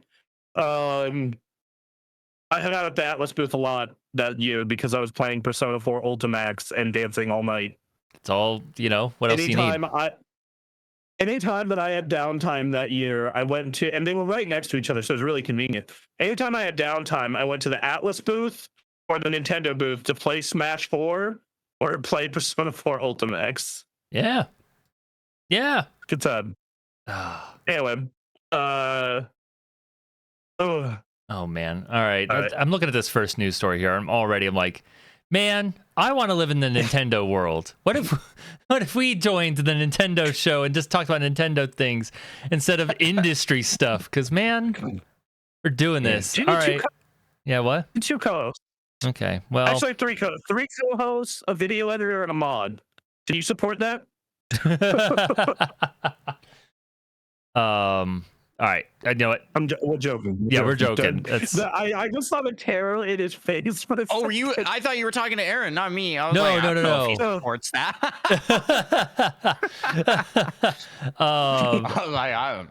Look, man, if he wants to. I'm free flowing. I'm here to have fun, and that's my only prerequisite. So as long as that's happening, I don't care. All right, let's. Speaking of having fun, he cancels Black Panther game and closes Cliffhanger Games and fired a bunch of people. Great. Super layoff cast continues, and it will not stop. That's only been for 3 years now. The super layoff cast. It's been something to be a gamer growing up, in that we started GameCraft while we were in high school because we were living in an era of games that was just fantastic. It was really incredible. G4 was going strong, and Giant Bomb was rising. Like, there was a lot of cool stuff, and we were just covering video games to cover video games, and we loved it. And now we're doing this new era of video game coverage. And we found that after a decade at least of work in our personal lives later, we're coming back. It's like, man, there's a lot of labor issues happening here. What is going on in the video game industry? And that's just become what our show is for large chunks of it. This one also is like linked to. Oh, sorry. Go ahead. Oh yeah, I was just gonna say, like, I was looking at what they were talking about, what the Black Panther game was gonna be. I was like, huh, this would have been interesting. I don't know. Yeah, it's also that like there's also a bunch of dumb culture war stuff about this because Of course there is. It's a Black Panther game. There but, always is every time. Yeah. Where it was one of the lead designers at the studio basically said they don't hire white people. Like yeah, that was something that like nope, we are a minority only team because and I'm just like, what? Okay. Let's see if I can find that news story. I understand wanting to have more black people on your team for a Black Panther game because they did that with the movie, absolutely. I believe. That makes sense. Yeah, but yes, that makes 110% sense. Mm-hmm. But yeah, like so said they did that because I wanted to create a safe environment. I know the best way for it to be around people who are just like me. That was the quote. Which, she said on a video. Yeah. It's an argument that is more compelling than when you say the same thing but white, but it's still not great. That would just be outright like you are a terrible human being. Mm-hmm. But also, that's not a good thing to be doing in either direction. It's yeah, God. It's not great. Especially in terms of PR. Like, yeah. You don't need to. I think that's a big issue in the game space in general, is just not good PR training for people that are out doing this public facing chatter. Mm-hmm. It's like it's man. Sorry, go ahead, Andross. That's all. That's where that thought ends. It's like, yeah, I just think it's bad. The stuff that comes out of like, I feel like once a week we come on this show and we're like, he said what? Mm-hmm. Like to a reporter? Mm-hmm. Out loud? Yeah. Really? Okay. Yeah. It's yeah, that's not great. But this game being shut down, like we didn't see anything of this game, right? No, we saw nothing. Okay. It did. For all we know, this could be in development hell. Like we don't. That's true know. Too. It could be that this just was not getting anywhere. And let's see. Yeah, their reasoning is sharpen our focus and put our creative energy behind the most significant growth opportunities, which means they're going to get like funneled into whatever nonsense EA has at the top. Yeah, exactly. Right. They're going to get funneled into that new Battlefield game. What's good? Yeah. EA is endeavoring to place affected individuals in other roles across the company, which does not change the fact that they still laid off some people. Yeah. And yeah, I don't know. There's some interesting ideas that were happening with this game, but the fact that we never saw anything from it, I don't know what's happening. Yes. But just sucks. The game developers are here to make video games, and they're getting laid off. And it's like, why? What? Damn. I think what you are going to see, provided that these people can find funding from smaller publishers, is you're going to see more and more stuff like Expedition 33, where you see a bunch of people go who are working at like a company like Ubisoft, go and make the game they want to make, and it's going to be absolutely amazing. It's a matter of finding that funding from a smaller, but like that medium-sized publisher. It's Expedition 33. Yeah, it's like finding the Baldur's Gate 3 kind of thing, but in other areas, and then like going smaller but still big in like a Hades. Like I think reestablishing that middle ground that was removed. They were yoinked up by all the big companies with right. And now the big companies, acquisitions, yeah, and now they're just putting all their stuff into the big stuff. So it'd be cool to establish that medium space again. Yeah, I think it would be, and I think that it's starting to come back because what you're seeing a lot of is like you don't see a lot of people want to go fully independent because turns out, hey, health insurance for a small business is wildly expensive. You need to hit, man. You need to hit, or you're already at the bottom, and it's like, all right, I already live in hell, so here we go. Yeah, like we've had that discussion here where like, well, how much money would we make to have to make content full time? And like, I basically had to add $1,000 a month to what I'd need because of how much private health insurance costs. Yeah. Like it's crazy. Yep. So American problems. For sure. Right? Yeah. God. Yeah, you Canucks don't have any of these problems. Yeah. Not these specific ones. No, they are. I was going to say here, speaking of problems, this next news story I think is very funny. Oh man. Oh man. And that the commemorative plaque for Concord. Okay, so this made me sad. I was so sad seeing this. Because all right, go on, Aaron.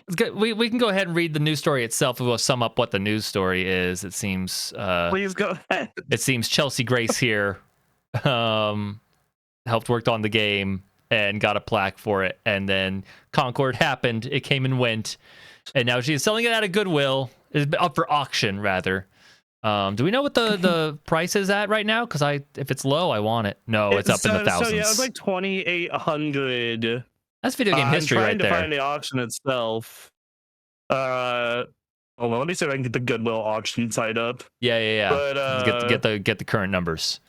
Because this is like historic. This was during a time. I think this is going to be one of those games that is pointed to as this signaling of a shift towards like the big companies are like, okay, only the biggest and established and safest, which will then push a lot of developers towards smaller, medium published games. It will signal a change. Oh, it's not listed on the shopgoodwill.com, unfortunately. Someone got it. So I was gonna say someone got it. What?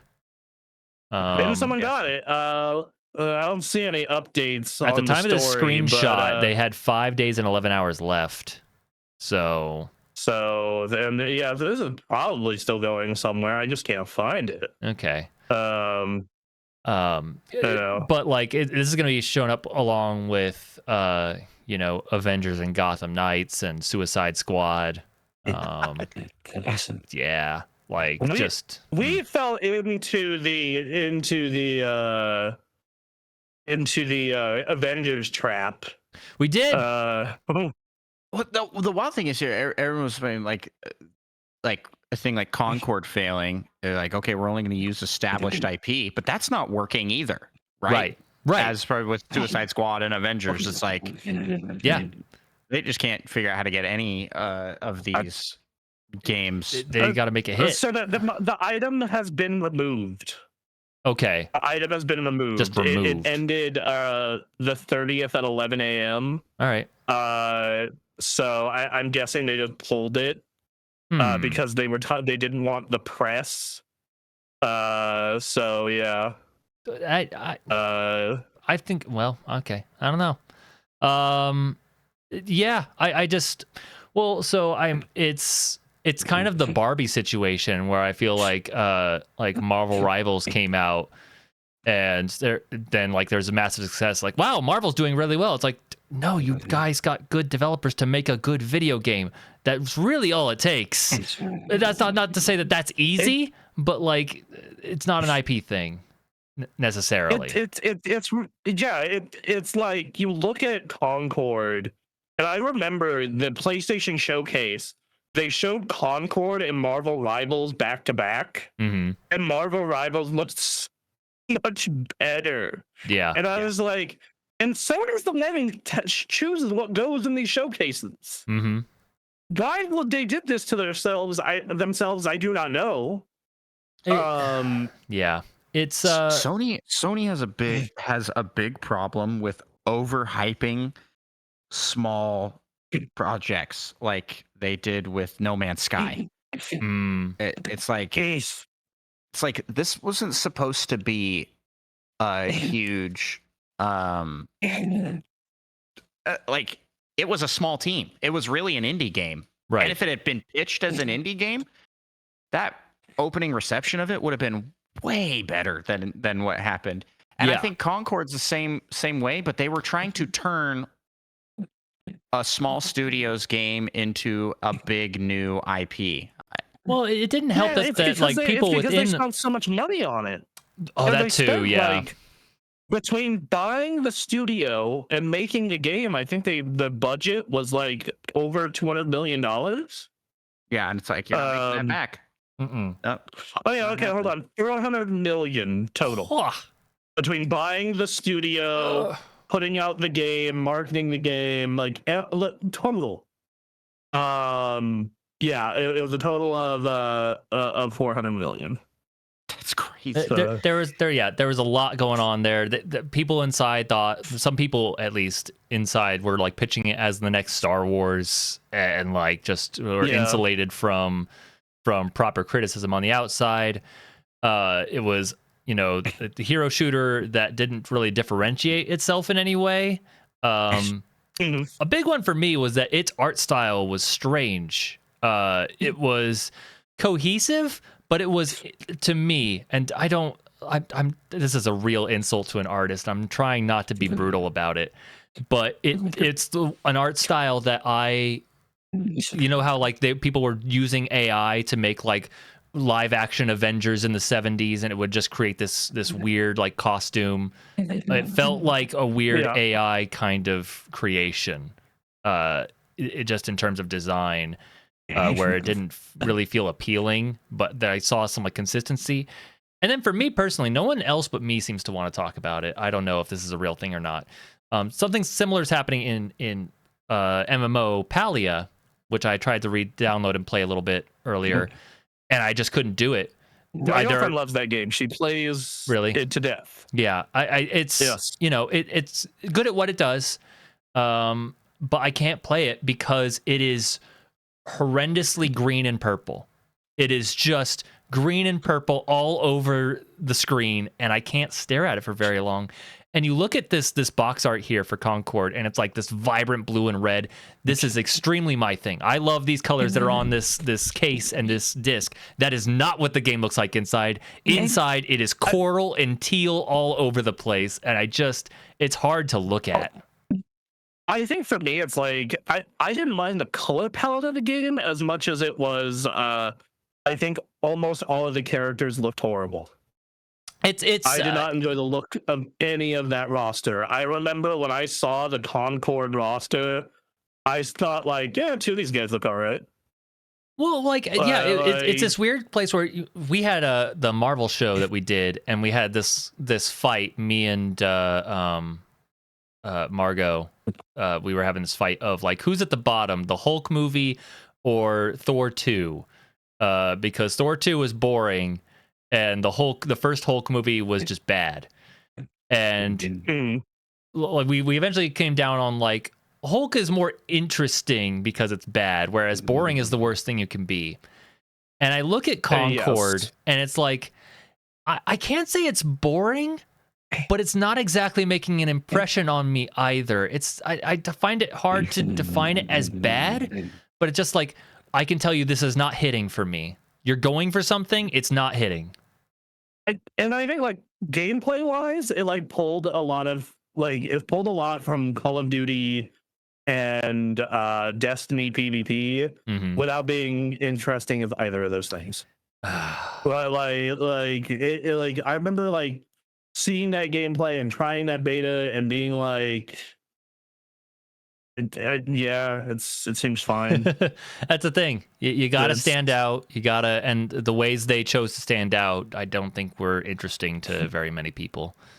And it's sad because you hear stories of the people who like came up with the stories of the characters in the world, and they seem really passionate about it, and to have it be dead within days is so tragic. Yeah, I think it was 13 days. It didn't even make it like 2 full weeks. Didn't make it one Scaramucci.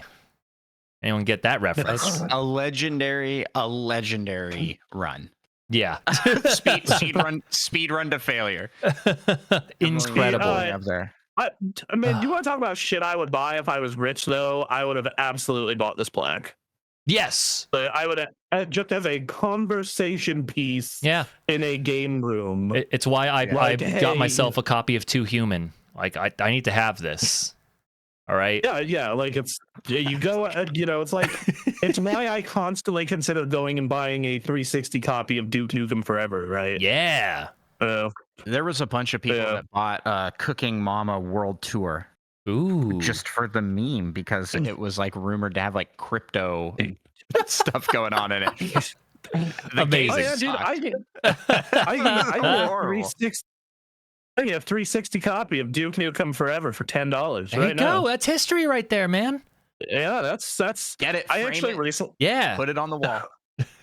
I recently watched a clip of what at the time was GameSpot, and then eventually, like over time, over the course of 5 years, the GameSpot, which would become the Giant Bomb Crew, reacting to different news stories over time about Duke Nukem Forever. Oh man. Yeah.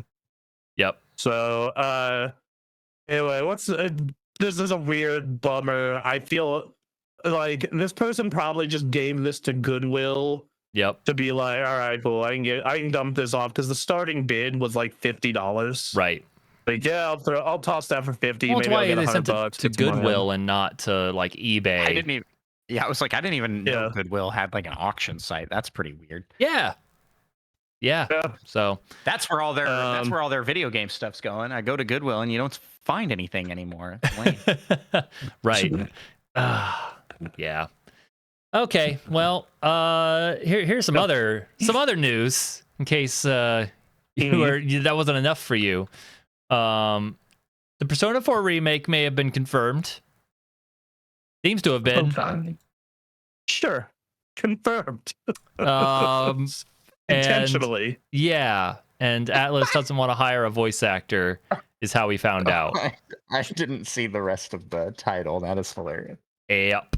Yeah, they're making the game because they didn't hire me for it. I know they hired somebody else. I like the VA's like, you're not gonna hire me? All right, we've typed this up on Twitter, man. The funny part is it's been 3 VAs that have done it, and it has been the order of which they appear in the game.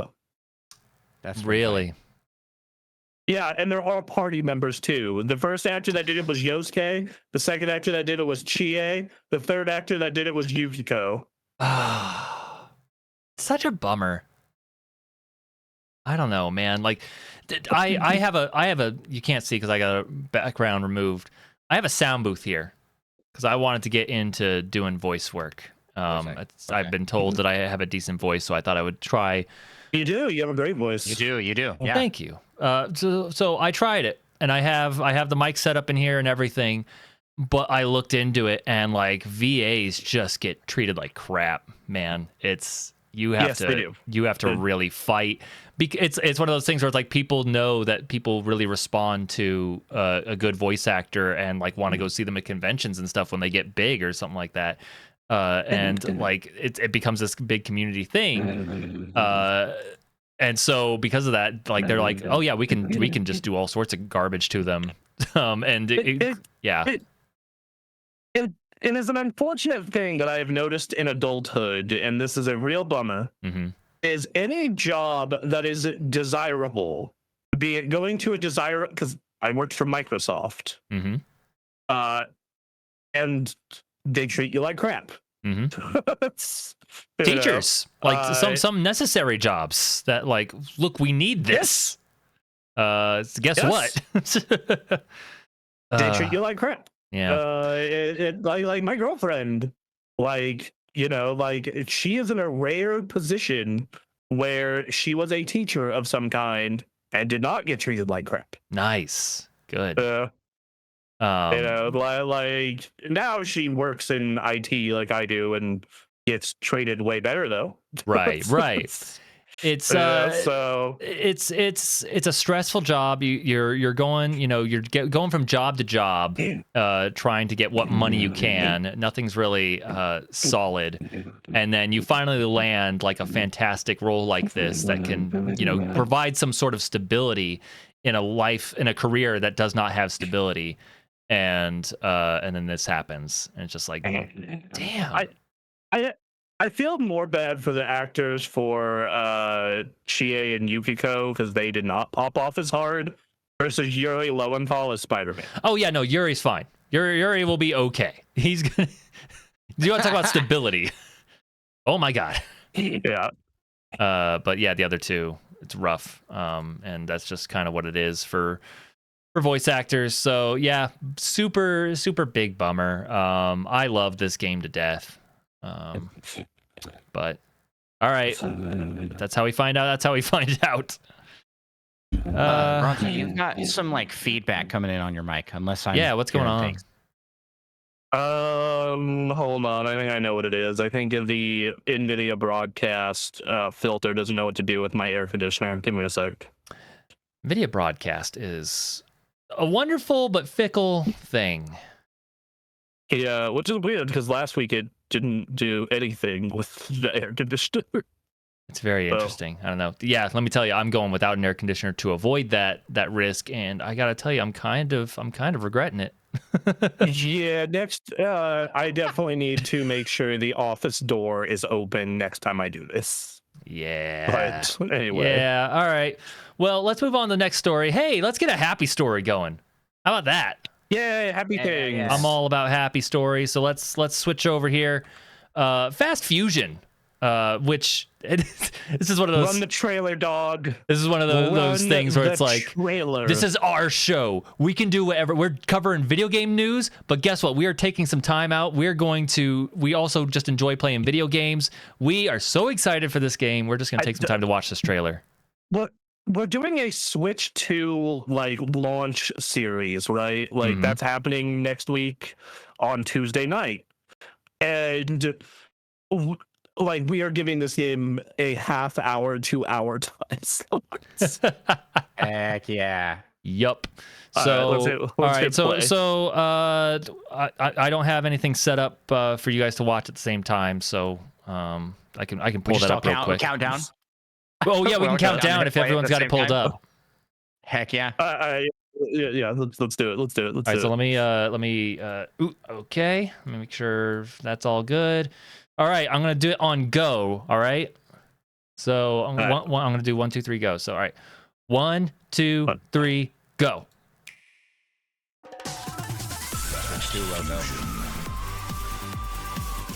Love this music.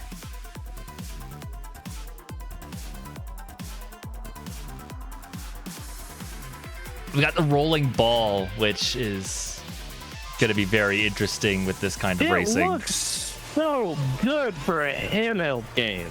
Right. Like, I own a Steam Deck. You know what? Games do normally not look this good on even, like, up-to-date handhelds. Oh, my God. Like, crazy. Split screen. Ah. Do you know how much this game costs? Not off the top of my head, no. $15. What? Oh, Yep. really? Yep. And it's got game share, so you don't. Like, Yes. You can play together without buying multiple copies. And That's great. the fusion aspect is really interesting to me because I think one of the biggest appeals of specifically Wipeout. I think it's true of F-Zero as well, but like Wipeout like emphasizes it is their ship designs. They have very distinct ship designs that have personality, and I think they're really interesting. And in this game, they're allowing you to like take two ships you like and just fuse them together for your own little Vegito ship. I'm into it. Yeah. Yeah. I'm dying for this game. Aaron, if you end up keeping your Switch 2, or the pre-order already went out, I will happily buy your copy of this. It's $15. Like if I end up buying this, I'll probably have the $15 to make it happen. It's just not ideal. Yeah. But yeah, it looks like they fuse the stats too, so that's something to keep in mind when you're fusing these ships together. What a good idea. I think these that mechanic of like fusion could give new. I mean, I'm sad F-Zero didn't think of it and just make it like that. Like, yeah, that's one thing with F-Zero. The directors of the games have said like, oh well, we're just not sure what to do with the series, what's new to innovate, and it's like, boom, here's your ideas. Like, there are so many things you can take any IP and do minor changes to change the game drastically. Breath of the Wild and Tears of the Kingdom is a great example. Very different games based off of just one mechanic, essentially. So F-Zero is the kind of game that would like super benefit from 120 FPS HD alone. Like the Switch 2 is a perfect console for that stuff. So I'm like, yeah, all right. Anyway, we're excited. What's the next news story? All right, next news story. If my OBS decides to play along with me here, that would be nice. All right. So okay, back to some mess. UK retailer Game says some Switch 2 pre-orders have been canceled. It says it's working hard to reinstate as many affected pre-orders as possible. So what happened here? What is this? That's kind of what we know. It seems like it was we're currently working hard to reinstate as many as possible. They haven't said if it's like a system error. But like that's terrible to have that happen right now. Yeah, because like you're kind of screwed at this point. It's not like you can go get another pre-order. I mean, yeah, like now, granted, we are going to the midnight launch, so like anybody we know, like, and my Best Buy has at least indicated to me that we'll probably have more than just pre-order stock. So that you're still hope. Man, that's shitty. Right. Yeah. What if it was the official charge? Oh, did you?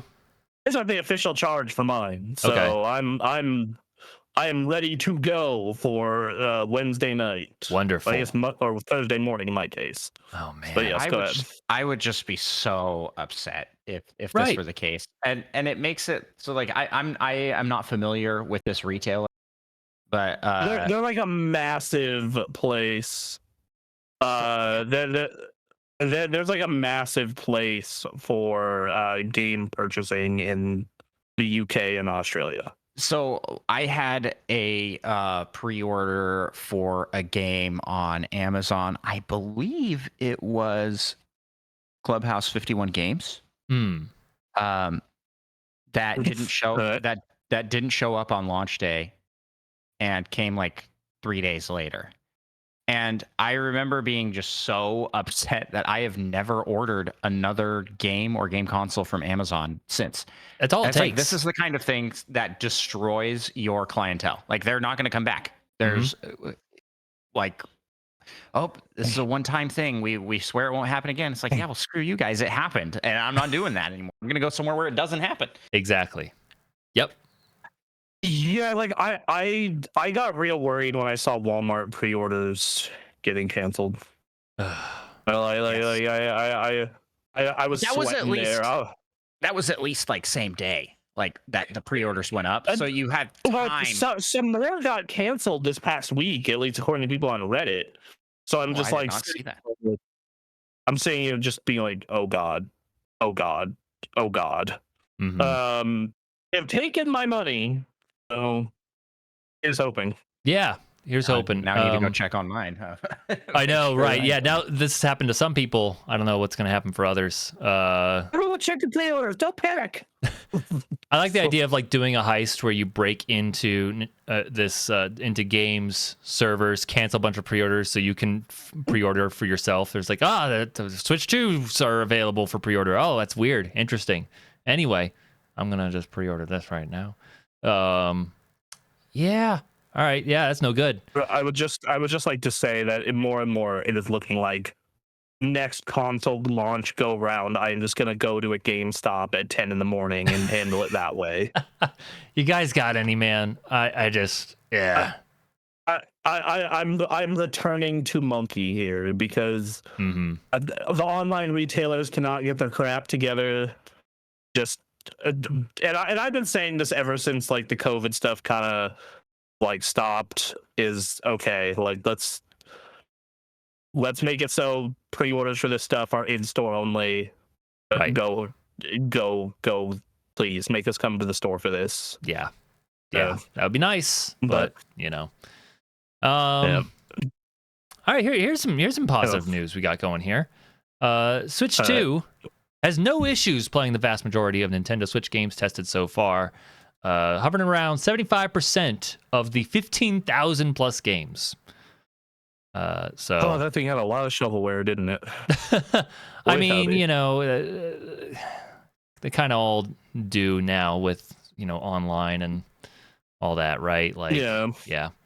But and that's the thing is like, okay, if the 75% includes a lot of the big titles and the titles that everyone knows about, and the 25% is a lot of the more shovelware-y titles, then great, wonderful.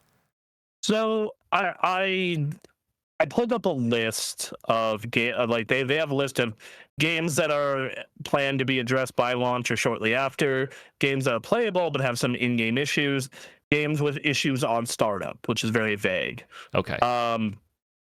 So games with issues on startup, the notable ones, I'm not going to do the whole list because there's a lot of stuff on here that you've never heard of. Boy and His Blob Collection, Darksiders Genesis, Dead by Daylight, Final Fantasy 1,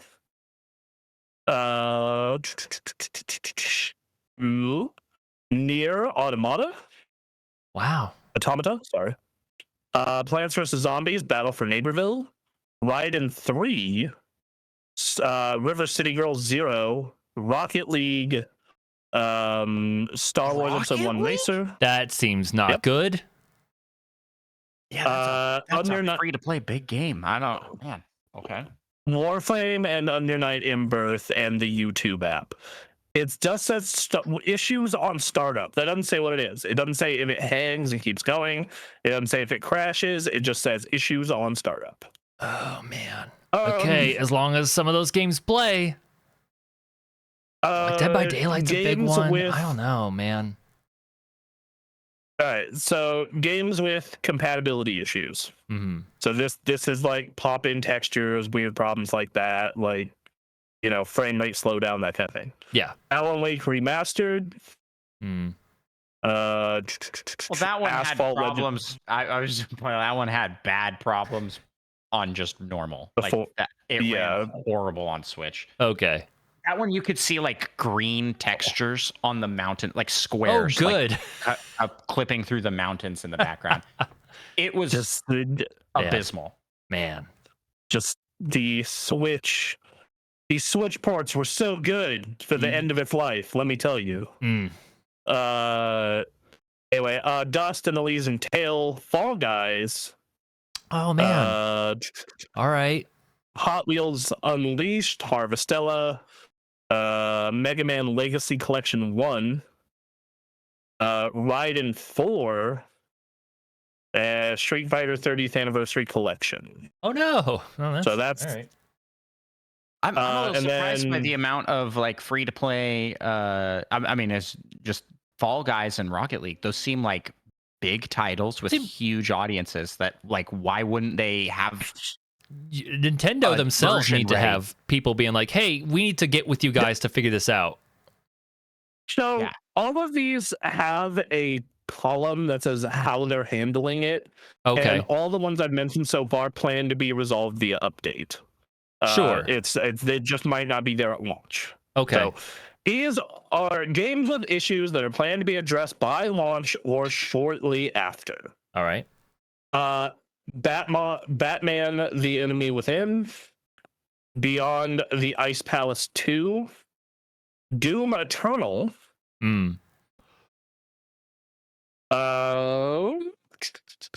God, what a great game. NBA 2K25. All right. So, sorry, what? I was just taking a moment to be like, man, Doom Eternal's great. It is. It's a great game. It's better than Doom: The Dark Ages. Wow. Star Wars: Dark Forces, Travis Strikes Again, No More Heroes, and Jackbox Party Pack 1 and 2. Okay. And World of Tanks. Fix that. Travis Strikes Again. Box Party Pack 1 and 2, but not the rest of them. I know, right? Yeah. 10 of those. Okay. I guess they are older. Yeah. The first one. Right. So my big hope for a lot of these compatibility things is the hope that like games, for example, Bayonetta 3 has frame rate drops. I am hoping Bayonetta 3 is fixed by the the additional performance.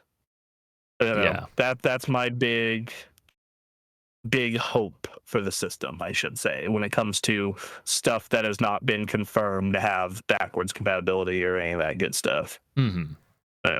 Right. Or not backwards, but like no updates. Yeah. Like I'm hoping that some games that like No More Heroes 3, some of those frame rate drops and some of those other issues that it had made that game feel almost unplayable at times. Yeah. So you guys, you mentioned that you guys are doing like a launch party where you're blocking out times to play games. Are there any of these upgrades or like ones that are planned to get that you guys are like real gung ho for? Each of you guys individually? No? I'm excited to check out the Zelda stuff just because that stuff, like those games being at a frame rate and being with like draw distances and things that are like the way they should be meant to be played is really appealing to me. Yeah. And then making it so Pokemon doesn't hurt my eyes when I play it sounds cool. That's the one I'm that's the one that's like front and center in my mind. I'm not even really like there's a bunch of other interesting, cases of like I wonder how this performs with the new console, but far and away my priorities are like, is Pokemon okay? Is Pokemon safe? Is Pokemon all right? And I won't save it from its design choices, but just like I just want to make the thing look as good as it possibly can. That's all I care about. So hey, I hate to be my podcasting self here, but you just segued so nicely into the last. We have to take advantage. Yeah. We have to take advantage. Yes. So let's do this. Of course. Well, speaking of Pokemon, Pokemon Legends ZA releases. We got a date. July. Okay. This is way sooner than I thought it was going to be. If I'm being honest with you guys, I thought this was going to be an end of year kind of Christmas time. It's coming out in October. It's coming out 2 days after my birthday. So we have a new presentation set for July 22nd, which feels... I'm sorry. The presentation's July. The release is October. Release is October, just in time for Bronson, because Pokemon's really... You want this, right? Oh, you know me. So how much this was right around Pokemon. This was right around your birthday, you said? It's right around Bronson. 2 days after my birthday is what it is. Yep. That's so funny because I think it's 2 days before my birthday. Yeah. It's a birthday present for me and Bronson. Exactly. Yep. Yeah. I am really looking forward to this game. Especially since they showed the very unique battle system. I'm like, I liked Legends a lot. I thought Legends was really fun. Right. I am a casual. I am not good at video games. But so I played Legends and I wasn't very good at it. So it rubbed me the wrong way. But like all the Souls games I've played and things like that, I found it very interesting. Oh my God, they're trying something. They are trying something. This is cool. And to see them going further with this, I am very excited. Especially with a return to Lumio City. Like, I'm super stoked about that. My boy Absol's there, so I'm happy about that. And and then this is on the Switch too. So I'm assuming it's going to run well. It's gonna it's gonna look better and run well, and that's kind of like I'm excited for the game to look better and run well, and I'm excited for it being back in that city. X and Y is the last Pokemon I really was in love with. So I am cautiously optimistic about this game. It's it's the closest you're getting to how I feel. Yeah, it's the closest you're getting to a different take on Pokemon from the standard 10-year-old adventure guy. Yep. You know. Yeah. So I'm excited. We'll see. It's not going to be all the changes that, everyone is kind of hoping and praying for with a new Pokemon game, but that, it's just Game Freak is going to make the game they make, and then all the merchandise and all the marketing that goes around it will continue churning along. It's going to sell 10 million copies. Yep. It doesn't matter if it's good or bad. Yep. Pokemon is, every franchise wishes it was Pokemon with the level of fervor and addiction that stuff has caused. I always used to believe the quality of a product truly mattered. And then Pokemon got rid of that illusion in the past decade. It's a sickness because I remember Pokemon coming out and it took over my life as well as everyone else's, but it got to the point where it's like, I wish I lived in the Pokemon world. And we can't have that. But what I can have is Pokemon now recognizing all the people who grew up with Pokemon are like moms and dads, and we're going to use our Instagram page to create little slice of life video clips of people having cute moments with their Pokemon in their house, and we can create ASMR videos, and we can create life-size Umbreon and Espeon that you can buy to have in your house. And I'm like, I'm sick, and I love this. I'm sick in the head, and I love this. I had a Snorlax plush sitting in front of my record player in the living room. Yep. Yeah. So I guess technically my girlfriend's a record player, but we both use it. So the more I participate in a series like Pokemon, or my kids watch a lot of shows on Disney Plus, and you just realize this solely exists to sell toys. Yeah. And Pokemon. Yes, Pokemon, it is our generation's Transformers. Yeah, in a big way. It really is. Yep. It really is. Got to catch them all. It solely exists to sell toys, cards, and like I feel like the games are not the front of what the Pokemon company really cares about, and you can see it in you can see it in the results of the game, which are I sound like I'm hating on.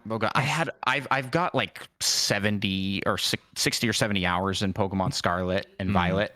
I like those games, but I look at them and I look at Breath of the Wild and I cry. At like what could be. These are on the same system, and it's like you could have a beautiful and awesome and really well-made game. I mean, you look at like Monster Hunter Rise on the Switch 1. And then you look at Pokemon Legends Arceus, and you're like, what is happening? Well, and then what is going on? What's so frustrating is that the creative parts of Pokemon are still firing. Like the character designs are more on point than ever before. Some of the most interesting looking characters, and they're trying some stuff with the open world with what they technically can handle.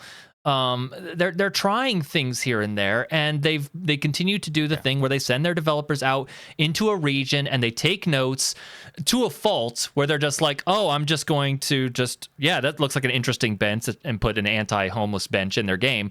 Like so, but they like are trying. Because no one's homeless in Pokemon. Everybody has a house. Well, exactly, but they don't. That's the thing they're gonna consider. Exactly. So, this is a weird Spanish thing. I don't know. Fine. So like on the other side of that, also like the sickness goes so far, because you look at like the Pokemon card madness also. Oh my god, I can't, man. Did you see the videos of when Pokemon 151 was getting stocked in Costco and people were like running each other over to get them? It's like, you can't, you don't have to. All right. And it's rough. That's the thing is there are people who want to live their Pokemon life like me, and then there are people who are deep in the sickness of the machine as a whole. I feel like it's the same feeling I have playing certain gacha games where I am not affected by the sickness at all, and I'm just like enjoying the game, like this is fun. And then other people are like, I've spent thousands of dollars and I don't see a problem, and I'm gonna spend thousands more. I'm like, fuck. Okay, so I've found something that is starting to happen because I went on this whole train this week. Yeah. Of having videos up on my second monitor, hearing stories about Pokemon, right? And about Pokemon card resellers and stalkers and all the stuff that happens. Something that is happening is people going and sitting at Target and watching and like trying to find when the restocks happened. So when the restocks do happen, they are there and can buy all the allotments at once. Man, it's like a steak, like an FBI stakeout, man. I am a video game streamer, and I don't have the time for that, man. Like, there's other things I can be doing. Well, like, but that's their whole job, though. Like, I know. Okay, how much is a Pokemon 151 box going? I do.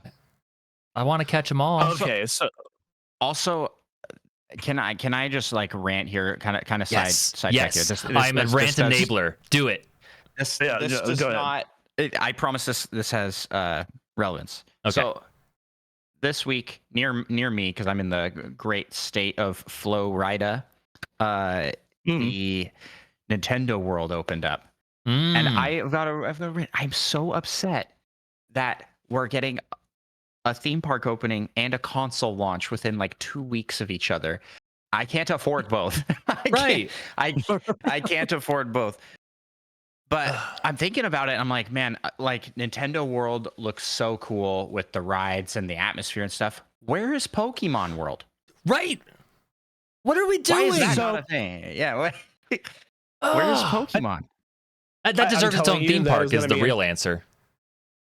And also, that's totally. I bet that will be an add-on to Nintendo World one day. Actually, isn't there a Pokemon theme park already? I think there was something in Japan, but in Japan they have one. It was akin to more. It was akin more to like a street fair or like a pop up. Got carnival. it. Okay. Not a permanent thing. Right. Yeah, all right. That makes sense. So, yeah. All right. So, Pokemon Scarlet and Violet, a premium collection 151 is $100. These people are reselling it right now. The lowest I'm seeing currently is $425. And if you're buying the entire allotment of a Target, you're getting like, at least in those Costco and Target videos I've seen, those dudes are getting like 5 to 10. Man. So you're making a $325 profit, and you're timing that times 5. Yeah, dog, you're making $1,600. Yeah. Like, so if you do that twice a month, you're making $45K a year just off scalping Pokemon. And these people are probably scalping Pokemon and MTG. Right. And the cards. It obviously has to be selling because I mean, they wouldn't exist if people weren't buying it. Yeah. It's wild, man. And it bums me out because they'll put those Pokemon Center kiosks in like stores and malls, and I get really excited. I want to go see what plushes they got. Maybe they sell the games even. What have they got in there? It's all trading cards. I'm like, you bastards. No, what's even funnier about that is, so those have a purchase limit, right? Those have a purchase limit. Okay. And to get around the purchase limit, what these scalpers and trading card addicts are doing is they are going and they are unplugging the machine, so it resets the purchase limit for that card. Just looking back and forth. And they can keep buying packs. Oh my god! So like, they'll purchase the limit. Dude, I went on a rabbit hole. That's amazing. Want to go even on this, Mhm. let's go. Let's get even crazier. Okay. Is people? Oh my god, this was amazing. People who work at the distributors will restock the items Mhm. at the Target or the Best Buy or you know the Costco, and then they will immediately buy most of it. Oh, wow. So you have the distributor just like loading up the shelves, getting it out there, and then immediately takes a bunch and puts it into a cart and goes to check out. The sickness is spreading too far. Oh no. It's in deep. It's in the system itself. it's infecting the system and compromising itself. And the thing is just like, oh man, and like they're just not printing enough, I guess. And the thing is like the one thing, I'm someone who is like I'm a Gen 1 and Gen 2 person, Mhm. right? Yeah. And so like 151 sounded really appealing to me. It's just like, oh yeah, this is all nothing. Like I thought about buying one of these. Mhm. And then I saw the prices and I saw how hard it would be, and I'm like, never mind. I'm no longer interested. No Yeah. one care. Thank you. Like the card art's sick, and I would love to have a full binder of these, stare at, and be like, yeah, this is when I really loved Pokemon. Right. And then now I'm just like, I'm not gonna do this. I'm Nope. good. I'm not paying $400 to not have a full set of this. And then I have the problem that I had with Amiibo, where I'm like, I turn into one of these crazy people. Yeah, the only way to win is to not get started. But yeah, or just do or finish. Or Amiibo, finish, but that's you know where that leads. Yes, because I did it. Uh-huh. I am 5 Amiibo away from being done with the Smash set. Like I will have every Smash Amiibo. The sickness is real, but I now have a nice glass case full of all these nice Nintendo characters. Yep. And then I am done with the Zelda set once these new ones come out. Right. So yeah. Oh my Anyway. lord. I have one last question before we finish this news story and finish this podcast. Which starter are you picking? Oh, for the new one? For Scarlet? For Pokemon Legends EA. For Legends EA. It is for Legends? Chikorita, it is Totodile, and it is Turtwig? No, not Turtwig. What is the name of that one? Tempig. Tepig. That's it. I mean, Totodile, man. Yeah? Totodile. Like, Tepig's tempting. I do like Tepig. Okay. Like, surprisingly. Especially because of his final form. Like, just His big, burly shiny pig is man. so cool. His Really? shiny is so cool, too. Oh, Yeah. Shiny Embor. You got to look that up. That's great. okay. I'm going to look it up right now. I don't know if I can make it show up on the screen. Great. Yeah, but that does look pretty goddamn cool. Not gonna lie. That said, on the other side of that, though, like, dude, for Alligator, like, really all the forms of Totodile, but, like, yeah, nah, man. Oh, goodness. Just gonna let that go. Yeah, shiny Embor looks good. Andross, what are you picking for your starter? Tepig. I mean, Tepig, really? All right. I played my cards early, but yeah, I'm a fire starter main by to a fault, and Tepig was my go-to for Pokemon Black and White. So I have swapped around from gen to gen. Gen 1, I was Squirtle by accident. By accident. I was young and wasn't paying attention and was just like, I ended up with Squirtle. You didn't want to go back? And I didn't want to restart the game. So I was just like, okay. Impatient even in your younger days. There's a reason why in 3 months I'm getting checked for ADHD, my guy. Fair enough. Gen 2 was Totodile. I mean, he's a little alligator, dinosaur man. It's pretty good. That's one I picked.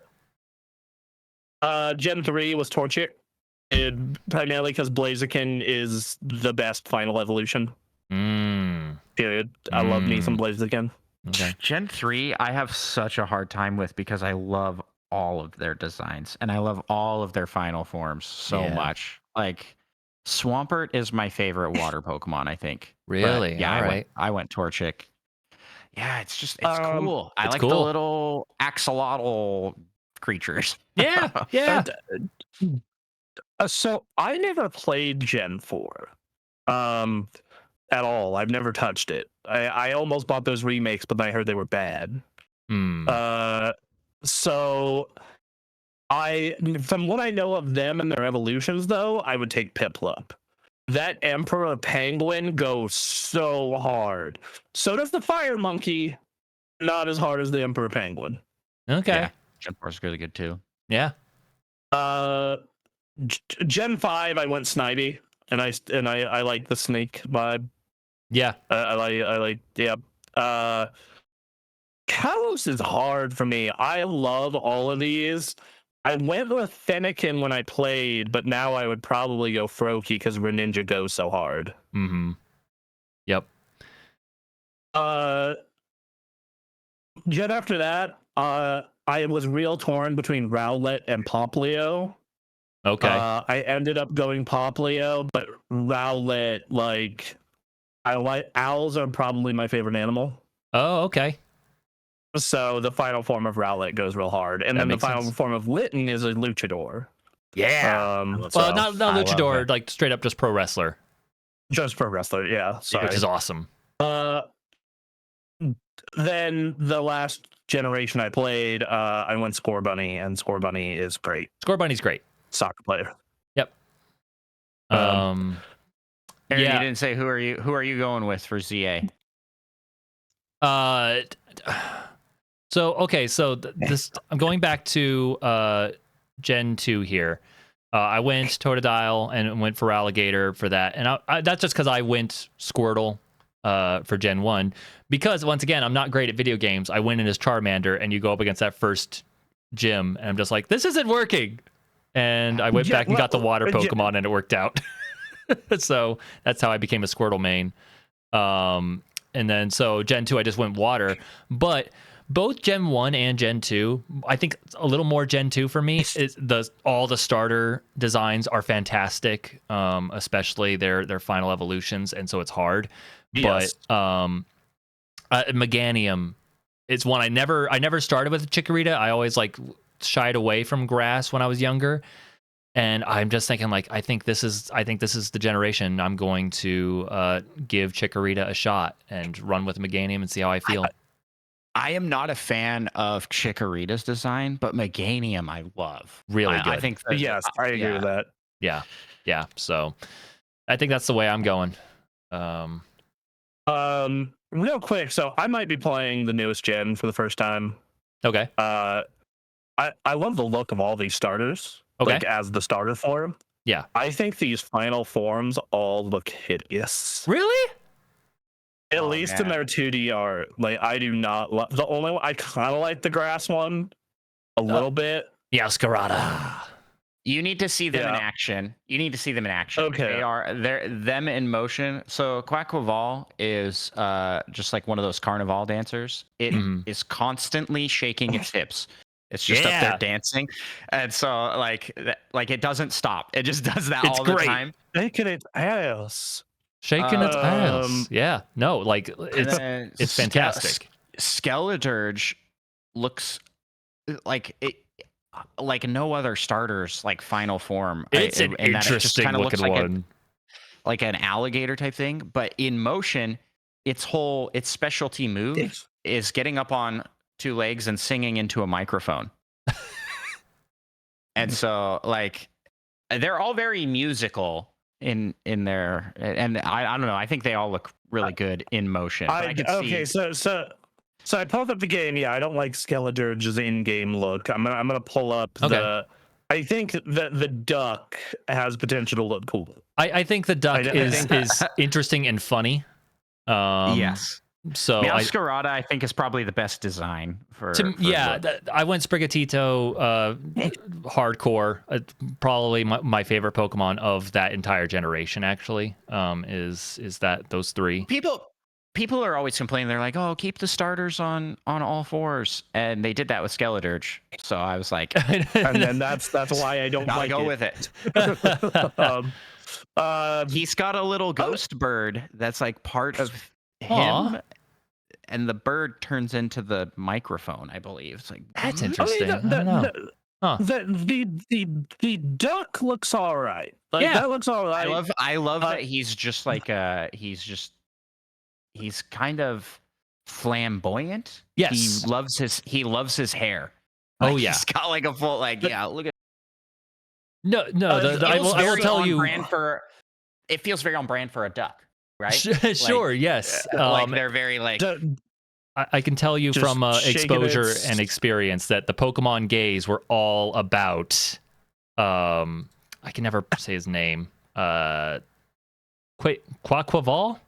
Quaquaval? Yeah. Quaquaval? I don't know who. I don't know. Who knows how you say. Yeah. But yeah. Okay, so seeing them in game, I think I'm gonna have to go Meowscarada. Yeah. Join us. That's the one that pops the most for me. Because I do not like Skeledirge at all. That was some no thank you. Skeledirge is my man. Yeah. Hey. And then like Quaquaval, I'm like, oh, I'm kind of feeling it a little bit. That's all right. Mhm. But like, yeah, the Meowscarada seeing it in action and whatnot, I'm like, okay, I get this. I'm digging this. So I'll sell you. I'll sell you with this, Bronson. Meowscarada, dark magician. Ooh, okay. Does it have like can it do the thing Venusaur used to do where you can just inflict a bunch of status ailments and be really obnoxious when you fight other people? It's a grass type, yeah. I think it can. Yeah. Okay, great, super. You better believe it. That's why I love grass types. Meowscarada is also the only one of the three that has really held a permanent spot in competitive play. Oh, really? Okay. All right. That's I'm not a competitive person, but I do like occasionally getting online or. Well, you're just like that the move sets are good if the pros are using it in games, fair. So. Yeah. Who knows? Maybe I will get into this and we'll get a little SGK Pokemon going. Sure. A little bit of battling. Look, man, they need to make Pokken Tournament 2 is what they need to do, and then we'll be in on that. Then you'd be all in on it for sure. Yeah. Yeah. Just you see the whole Discord just move to that. Yeah, instead of Tekken and Street Fighters, to everyone playing Pokken Tournament 2. Can I play Pokken Tournament on Switch too? That's a good question. Is it like? You can. You can. It's backwards compatible. It works good. Right. Isn't like Soul Calibur coming? Yes, it is. Soul Calibur 2. Yeah. It sure is, and I'm going to be playing that too. I don't know if it'll be good because it's NSO. It's NSO, so it's not going to be like rollback netcode and all. Here's how to play here's ranked and no. Yeah. Yeah, but yeah, so I'm sure it works. Anyway, hey, I was gonna say that's the best fighting game because it's got Link in it. Very true. Very true. What about Smash Bros. Ultimate? Oh, well, yeah. I wasn't counting Smash Bros, which is really shameful of me because I am a diehard Smash Bros is the best fighting game guy. But I don't think you're not right, but I respect your right to have an opinion. It's not a traditional fighting game like a Soul Calibur or a Street Fighter or a Mortal Kombat. But I love Smash Ultimate. If I had the time, I'd love to organize another one of those cross community tournaments. It was really fun when we did that. Yeah. Because I was commentating all those games the next morning, my voice was entirely blown out for the podcast. So, yep. Comment in the chat before we call it a show because we're 29 minutes over. Yeah. Pokemon gays ? You are not going to try and gaslight me into telling me that that's not a thing. All right, as well as I do. I think that they just don't know what it is. Explain to them. They might not be in the culture, man. What is the Pokemon gays? It's in the title. The gay people who like Pokemon. I don't know what. I'm gonna break the blackboard out. I can do that. You want me to Glenn Beck this back here? I can do it.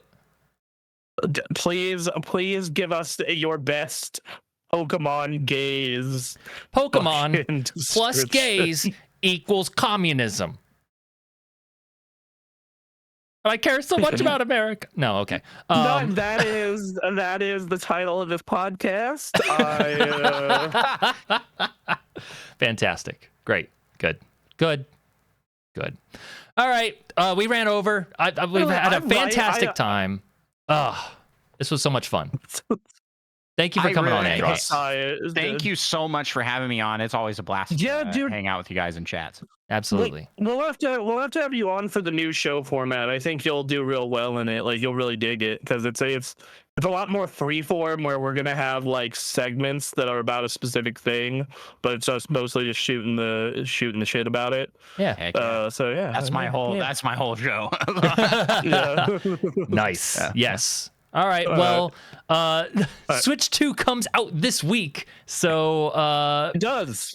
I hope all y'all have your pre-orders in, and we'll be playing along with you, and we'll be seeing you next week for all that Switch 2 coverage. So be sure to follow Andross on all his stuff for sure. Yes, Andross1 on all platforms. Yep. Twitch.tv/Andross1, YouTube @Andross1. Yeah, you know. Yep, and the Nintendo pals, their stuff, it's cool. You like them, they're good people. Yep. And also, one more thing. We are going to be doing a watch along of the Xbox Showcase next Sunday in place of this podcast. And then that's also when we're moving to the new podcast format, which will be on Tuesday at 6 p.m. Or no, 7 p.m. is when the show starts. So I'm really here for the send-off episode. You really are. I get to close. This is like the last time someone gets to go on this ride. Exactly. Yeah, hey. Disneyland is closing to be new Disneyland. Also, by the way, one quick aside. I write down possible podcast titles in like Discord messages to my girlfriend. Okay. Like, just because like she knows what the context is, that that's what this is for. So like every Sunday you can see just a list of the most inane titles. Yeah. In her Discord, she's seeing them as they happen and come to mind. Fantastic. Anyway, that's Very the show. Oh my goodness, that was the show. Thank you all, everyone. Thank you, Andross, for coming on. This was a lot of fun. I'm so excited for Switch 2. We're going to be playing some video games. So everyone have a fantastic week. Everyone have a fantastic time. We will see you later. All right, we're getting out of here. Bye.